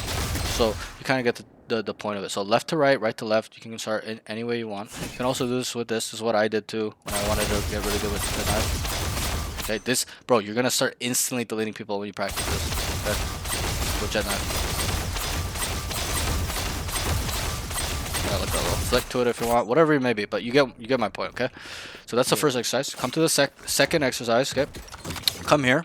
We're gonna go to the range. Put at 10 meters. There's 9 columns. 1, 2, 3, 4, 5, 6, 7, 8, 9. And even me, these days I'm not perfect. Back 2 years ago, I was pretty perfect with this. But I'm gonna try my best for you, okay? Because I tell all that to all my students. Like, I used to be really good at this. These days, not so much. But I'm gonna try my best, okay? So this is me. This exercise called 5-shot burst control. Okay, this is me not controlling it. Around 5 shots, whatever. This is me controlling it as best as I can. It's not gonna be perfect. It's super hard. The more you practice it, the more perfect it's gonna get. But you know me, I don't actively do it anymore. I used to do this all the time though. So this is what first things that really got me to immortal. All these 5 exercises. Okay, so we're gonna really work on our control of the burst. Make sure it's unison. Okay, as much as possible. So that was a little bit. I'll give that like a 6. Okay, that's probably like a 6 as well. So you gotta be really hard on yourself. That's a little bit better. I'll give that like a 7, 7.5. It'll be an 8 if that last bullet came in with it as well. So kind of identify these things. Make sure it's 5 shots. Right, that's a little bit better. Still a little bit sporadic. But you see how over time it gets better and better. And it's hard. This one's definitely on the harder side. But as long as it's pretty close, it's fine. Like it doesn't need to be perfect, but it needs to be a point where you can just instantly 5 burst everything and kill it. These all have 150 HP, so these are all 5 shots dead. Okay. You get my point. Okay. So go right to left, left to right. You can add like a little flick if you want or whatever, but focus on just the basics for now. Okay. The next one, third exercise. This is called spray control, recoil control / spray transfer practice. So it's 2 in 1 in a way. So don't spray and then bring it down. Control it, okay? Control it immediately where you want it. If I want it here, it needs to stay there. So right, that was a little bit bad. Okay, like that. And then we start drawing a line. Just go nice and slow, nice and easy. Control. Okay? It's really hard in the beginning. Just really work on it. Okay. Add like a little flick to it if you want. But no, in the beginning, really work on the basics. Okay, this is gonna help where, you know, I can kill these things without having my crosshair on it. So you know where you want the recoil to go. I'm controlling it the whole way. I don't need to have my crosshair on it. I can just kill it with spray, just from the control. And then the second part helps where you're in an all-in fight. You're all in spraying a guy, and some guy randomly peeks you or you hurt him. You get scared, right? And then you just, right? So then I'll kind of show you. Oh, okay. Where the rate of fire is still the same, but we can just flick a guy and instantly delete it because we're spraying. It's so fast, right? But it's just the control, right? Like I'm shooting this guy, it's just peeks, instantly dead. Whatever it may be, you get my point. But yeah, so just practice these things as well. It really will help your game. Okay. Okay, so then fourth exercise. We're almost there. Do you play with shooting arrow at all? I don't even know what that is. Okay, so if you see on my top right, it's a shooting arrow, right? 0.2, 0.00. There's a blue 000 and a yellow 00, right? You see that? Yeah. Yeah, so this is shooting arrow, so I'll briefly explain. You should probably play with this to identify what's going on with your shots when you're having problems. So you can come to video, you come to stats, you come all the way down, and then it's on the very bottom of video stats, and then you go shooting error, you put graph only. Okay, and I'll quickly explain what they mean. So yellow is your shooting error, as in if I'm spraying or bursting or whatever, or just one tap and not controlling it, maybe not a one tap, but the burst spray, it's gonna show me. So that's not controlled, right? It's 0.9. That's almost like not accurate at all. It's really not accurate. Obviously, there's times you're gonna hit shots like that, but it's very unlikely. So we need to be as close as 0.2 as possible. 0.2 means that wherever I'm shooting my crosshair, it means I'm hitting that point, wherever. If you look, it's a 0.2, 0.2, 0.2. You see that, right? 0.28. So that means I'm 100% accurate. 0.28, 0.3, 0.27, 0.25. That's probably like 95% accurate. There are times you're gonna miss. You definitely want to be 0.2 as close as possible. There are times with certain movements you can't be. That's fine. Okay, but the blue identifies movement error. So if I'm moving and I shot, you see how it went not where my crosshair is?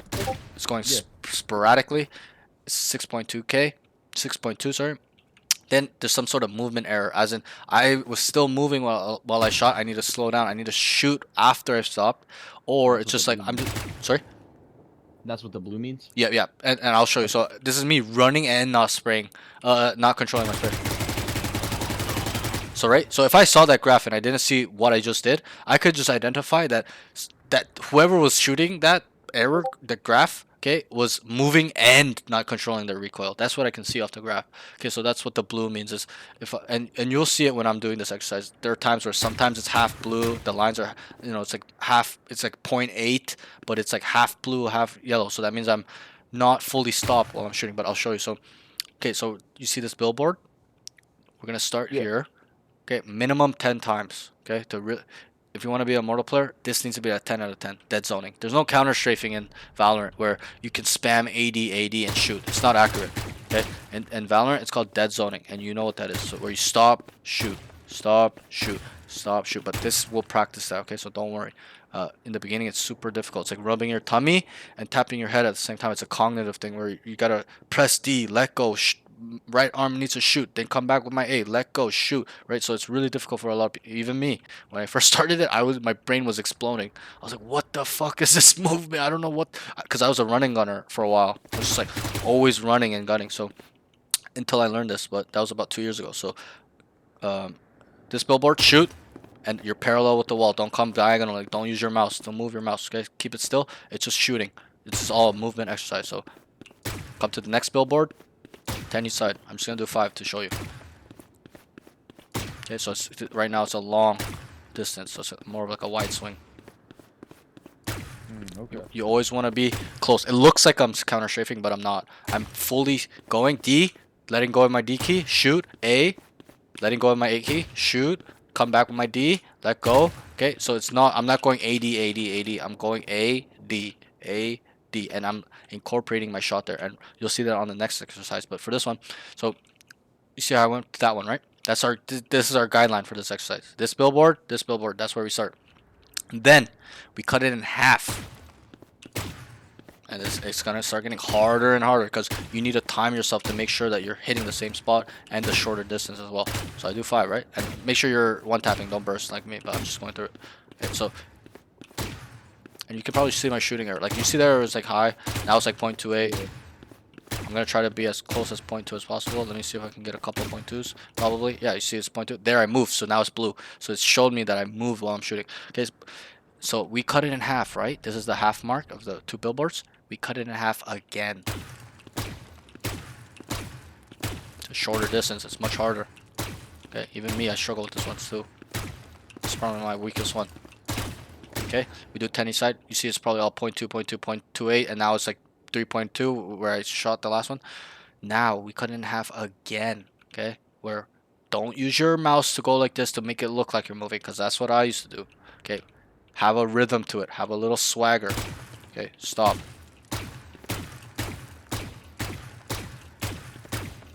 Slow down. Have a little rhythm to it though. Look at my shooting error. What does it say? It says 2. 0.2, right? Yeah. That means I'm 100% accurate, but it looks like I'm moving. So that's the main movement mechanic that differentiates in Counter-Strike versus Valorant. Okay, so remember what I said: billboard to billboard, cut it in half, cut it in half, and then we do the last one is when we're it's kind of stagnant. This fight is when the guy is super far away, 40 meters, 50 meters, and he's pixelated, right? He's so fucking far away, and I'm just moving and killing him. Where this movement will add a layer of protection where he cannot instantly kill me. Okay, don't go like this. And stay still, because you're standing still at that range, right? They can just put your crosshair there and you're dead. So it needs to add that swagger, a little rhythm.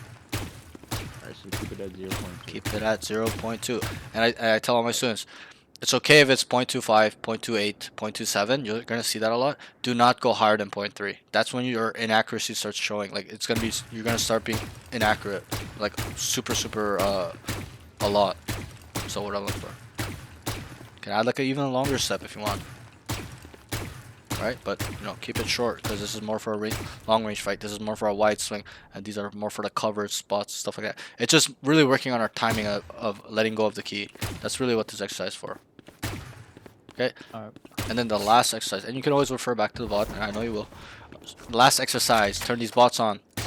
Okay, now we come to this wall. I know you said you come and shoot these bots too, so you know you might want to replace that with this. It's just kind of the same thing, but this now incorporates not only our dead zoning, it incorporates our wall peeking mechanics, as in a wide swing, a jiggle, crouch peek, whatever it may be. Okay, whatever, a Ferrari swing, a pop and swing, whatever. But obviously work on your wide swing first, and your jiggle, and your crouch peek, and then whatever random other stuff there is. Okay, but those are the three main wall peeking mechanics in terms of taking a fight, right? This isn't a fighting wall peek mechanic. This is an information mechanic. This is an information wall peeking mechanic. So there's a little bit of a difference there. So come to this wall, stay parallel, don't come diagonally again. Leave these spots on. Swing wide, and then we incorporate our aim. Dead zone, let go, shoot, adjust. Okay, we stop, adjust, come back. Do it really slowly. I'm getting swing, I dead zone, come back. I adjust, come back. Swing, okay, I adjust. Swing, okay. Minimum 20. Minimum. You should keep doing more and more and more as you get better. That way you can really practice. Swing, come back, and then you know, let's say there's times where you know it's a lot of enemies, right? Because you only wide swing into one person max, two people max usually. Okay, you only want to wide swing when there's one guy there. Okay, so swing, or you know, you can add like a jiggle to it too, where there's multiple people. Look how accurate I am, but it looks like I'm moving, right? So you can kind of understand what I'm trying to say. So 20 on this side. Obviously we gotta practice our A key too. So swing, dead zone, come back. Swing, dead zone, come back. Obviously I'm bursting because I'm playing Phantom. If I were to use Vandal. Swing, come back. Always come back, and make sure you're working on your movement. That's all. Come back. Back. With you. Alright. Okay. So this will incorporate not only dead zoning, incorporates your wall picking mechanics, plus now you're incorporating the aim, where it's a real-time scenario where you're behind a wall, you hear or know or think this guy is walking up where my crosshair, not the bot, and you're just here, just instantly dead zone, one tap, he's fucking deleted. Okay, you're just gonna delete these kids. Especially because you have good aim mechanics, as in like flicking, micro adjustment, stuff like that. You need to work on your movement mechanics that are, you know, they're separated, but they work together. If you have bad aim and really good aim mechanics, you're gonna be a bad shooter because you're gonna be inaccurate because of your moving, right? You know, it's vice versa. If you have really good movement but you have shit aim mechanics, you're never gonna get kills. You're gonna be not getting hit as likely, but you're not gonna be deleting them. So we need to add it together and make sure it's core, like just coming together and, you know, in harmony. Okay, and then we add all that together with all our other skills, because this would consider be under aim. Okay, even the movement, it's part of your aim movement. So once we get this together, and this is the easy part to get done, we got to work on everything else. But you know, we got to get everything else up. Game sense, utility use, everything else, you know, which you are pretty good at. But just generally, my students, they need to get usually aim up last. They need to get everything up because they've been practicing their aim. But even then, when I teach them this stuff, they don't know what the hell, or they struggle with it, stuff like that. But anyways, any questions, concerns, things you want to work on? Not that I can think of right now. Okay, no problem. Do you use Aim Labs or Kovacs? Do you want me to give you a playlist, a really good, solid playlist? I used to use Aim Labs, but it's broken. Okay. Like it like, I don't know why, but it detects I'm on controller. What And the it hell? doesn't get my true sense. Yeah, I don't know. It's weird, but That's it used strange. to work. Yeah, you might have to reinstall, but anyways, yeah, great session, bro. You really shocked Oh me. yeah. And I'm not trying to over glaze you. It's just like even people on my stream are like, yo, like this guy's much better than his rank, right? Like I identified that right away. So, you know, Yeah, I think I learned a lot. and good, Honestly. good. I hope you learned more of the intermediate advanced stuff we were talking about, which we did. Most of my students in silver, I don't think I would ever talk to them like this. And obviously you're a diamond peak too. It's just you've been away, you know, you're not in rhythm, right? But those sessions are more fun for me as well, where I can just really teach you more about the mental stuff than the mechanical stuff. Like put your crosshair up, bro. This is how you peek a wall. What is peeker's advantage, right? Like I'm sure you know all of that. So Yeah. that's what makes it more fun for me, where I can start teaching you these high level way of thinking, an immortal mind, okay, and really really become a great player because you want to be immortal, right? And Yeah. also we need some, you know, with you might need a little bit more sense of urgency, right? You've been diamond for how long? When was the last time I was diamond? Like how long were you diamond for? Like the Oh, whole it duration? was. I got it in, I think, episode 6, Act 2, and it Okay. was towards the end. Okay, okay. I got diamond 1 and then I couldn't get any higher. Like I Okay. kept on going down to Yeah, yeah, yeah. Okay. diamond 1. Yeah, you know, obviously, I won't say too much then, because some of my students are, you know, 5 years in gold, 5 years in bronze. Like, it's like, bro, you have a problem if you're stuck in gold for 5 years, okay? Like, you're actively not taking accountability or trying to improve, stuff like that, or thinking about the wrong things. So, you know, for you, it's different. You're not in that category. I thought you were, but you're not. So, you know, obviously, you've been away for 2 years. You know, remember what I said in the beginning. The game has changed a lot, so you must change even further. It's not like back then, bro. 2 years ago, people were just bots. Okay, now people are actually thinking. Have gotten their aim good, their game sense good, their movement positioning, their decision making, information processing, all that stuff. I know I'm yapping, but it's true. Like the baseline of the average player has increased so much. So keep that in mind. You, don't have that ego like, oh, I used to be diamond, so I deserve diamond. Some of my students are like that. You know, even me. You know, I know I'm an Immortal 3 player, but I'm still kind of washed, struggling right now, and it tilts me. But you know, I gotta put in that work again and those hours again to get back to where I am. So just keep that in mind for your mental sake. Don't feel hopeless or something like that. Just understand that players just got much better. You must excel your game much higher now than they do. So, great session. I know it's quite long. I'm sorry for being late today. Like I woke up late and the session's getting was late as well. But That's fine. yeah, When's our next one gonna be? well, whenever you want, bro. We can schedule it now, or if you don't know, you can let me know. Yeah, we could schedule it now. Sure. So what's your overall availability? um, Because you said you're I think pretty I- free. yeah, I explained it on the Yeah. through the Discord, but Monday through Friday I Monday. work on the road, so it's never guaranteed time back. Yeah, Like, yeah, I yeah. can get back at 12 or 2. Right, but right, right. Most of the time it's no later than 5. Gotcha. So then, you know, we can maybe just, you said Monday to Thursday? Friday. Monday to Friday. So, you know, we could just keep it on the weekends if you want, if it's easier for you, right? Like a Sunday or Saturday. Like today's Saturday, right? Yeah. Yep. So, I mean, we can just schedule it for next Saturday if you like. Um, same time work. Do you want to do like 6? Yeah. Okay, great. So we'll do 6 o'clock. I'll see you next week. So one thing I tell all my students that are willing to work consistently with me, if you want, you don't have to. I know you're busy with work and stuff too, but I can set you like a personalized training schedule, like your daily. I know you're working. Everyone's different. Some students aren't, but I'll do that for free for you if you want it. Let me know. If you want like a 2-day one for the weekends or a 5-day or 7-day one, it's really up to you. Like you don't need to use it, but it's just a free thing for my students that are showing me that they're willing to consistently work with me. I don't mind putting extra work for them, and it's not a schedule where I give it to you one time and you use it for the rest of your life. Okay, I give you a schedule and it's a weekly basis. So we'll meet up on our sessions. I'll ask you, hey, how was this the schedule? You'll tell me, oh, it was a little weak. It's not strong enough, as in it's not tough enough. Okay, then next week we're gonna up it up, make it more intense. If it's too intense, you'll tell me, and I'll be okay. I gotta lower it. So we'll adjust it weekly as well. Okay. So let me know if you want that. It's optional. You don't need to use it. I know you're. Yeah, I do. I know you're really busy with work and stuff, and it's gonna be personalized. So you gotta be specific. Hey, these are the times I can play. Then I can start scheduling some training or playing time there for you, or whatever it may be. So because I'm not gonna schedule when you're at work, right? It makes no sense. So it's really personalized. Yeah, we'll keep in touch in Discord. Great session, bro. I'm really shocked. I think we can get you to Immortal really fast, okay? And the second session will be different. It's not gonna be me not saying anything in the rounds and stuff. Okay, the next session moving forward, it's gonna be a little bit shorter. It's gonna be 2 hours, 2.5 hours. I'm gonna watch you play, and there's gonna be a little bit more micromanaging and a little bit more of bouncing ideas off each other. Not just me telling you what to do. You're gonna ask me, hey, do you think this is all right? Hey, what about this? And I'll be like, yeah, I like that.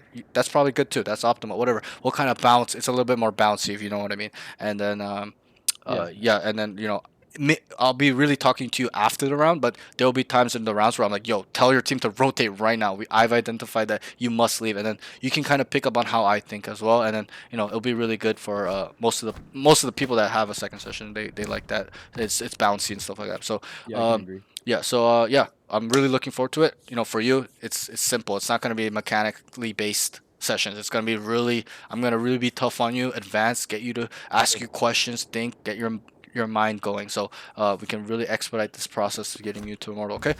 Great session. I know I said it like 4 or 5 times. But yeah, have a good. Yeah, we're both EST, so it's 9 p.m. But have a good night. If you're gonna play, good luck on your games. Good luck tomorrow if you're playing all day tomorrow. And then I'll see you next week, and we'll keep in touch as well. If you want for now, though, just message me specifics in your schedule. Okay, this time, this, I get back this, I don't, whatever it may be. Okay, and then I'll work on that schedule as soon as possible. Okay, all right, bro. And I'm gonna send you these notes, everything I wrote, and the VOD will be yeah, up okay. on not tonight, but probably tomorrow. Okay, because I gotta do Alright, some sick. stuff. But okay, no problem. Okay, you take care. Good luck on your games. Yeah, you too. See ya. Later.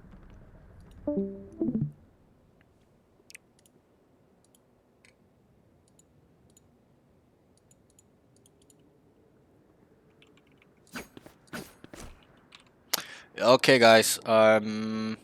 We might just chill out today. I don't think I'm gonna play. I'm so fucking tired. Like these 2 sessions drained the fuck out of me.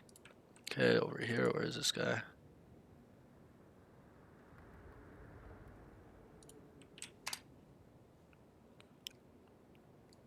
Questions? Ask them away. I know there's more than 8 people in here probably. We'll listen to some music. Oop. While I do some stuff, I guess.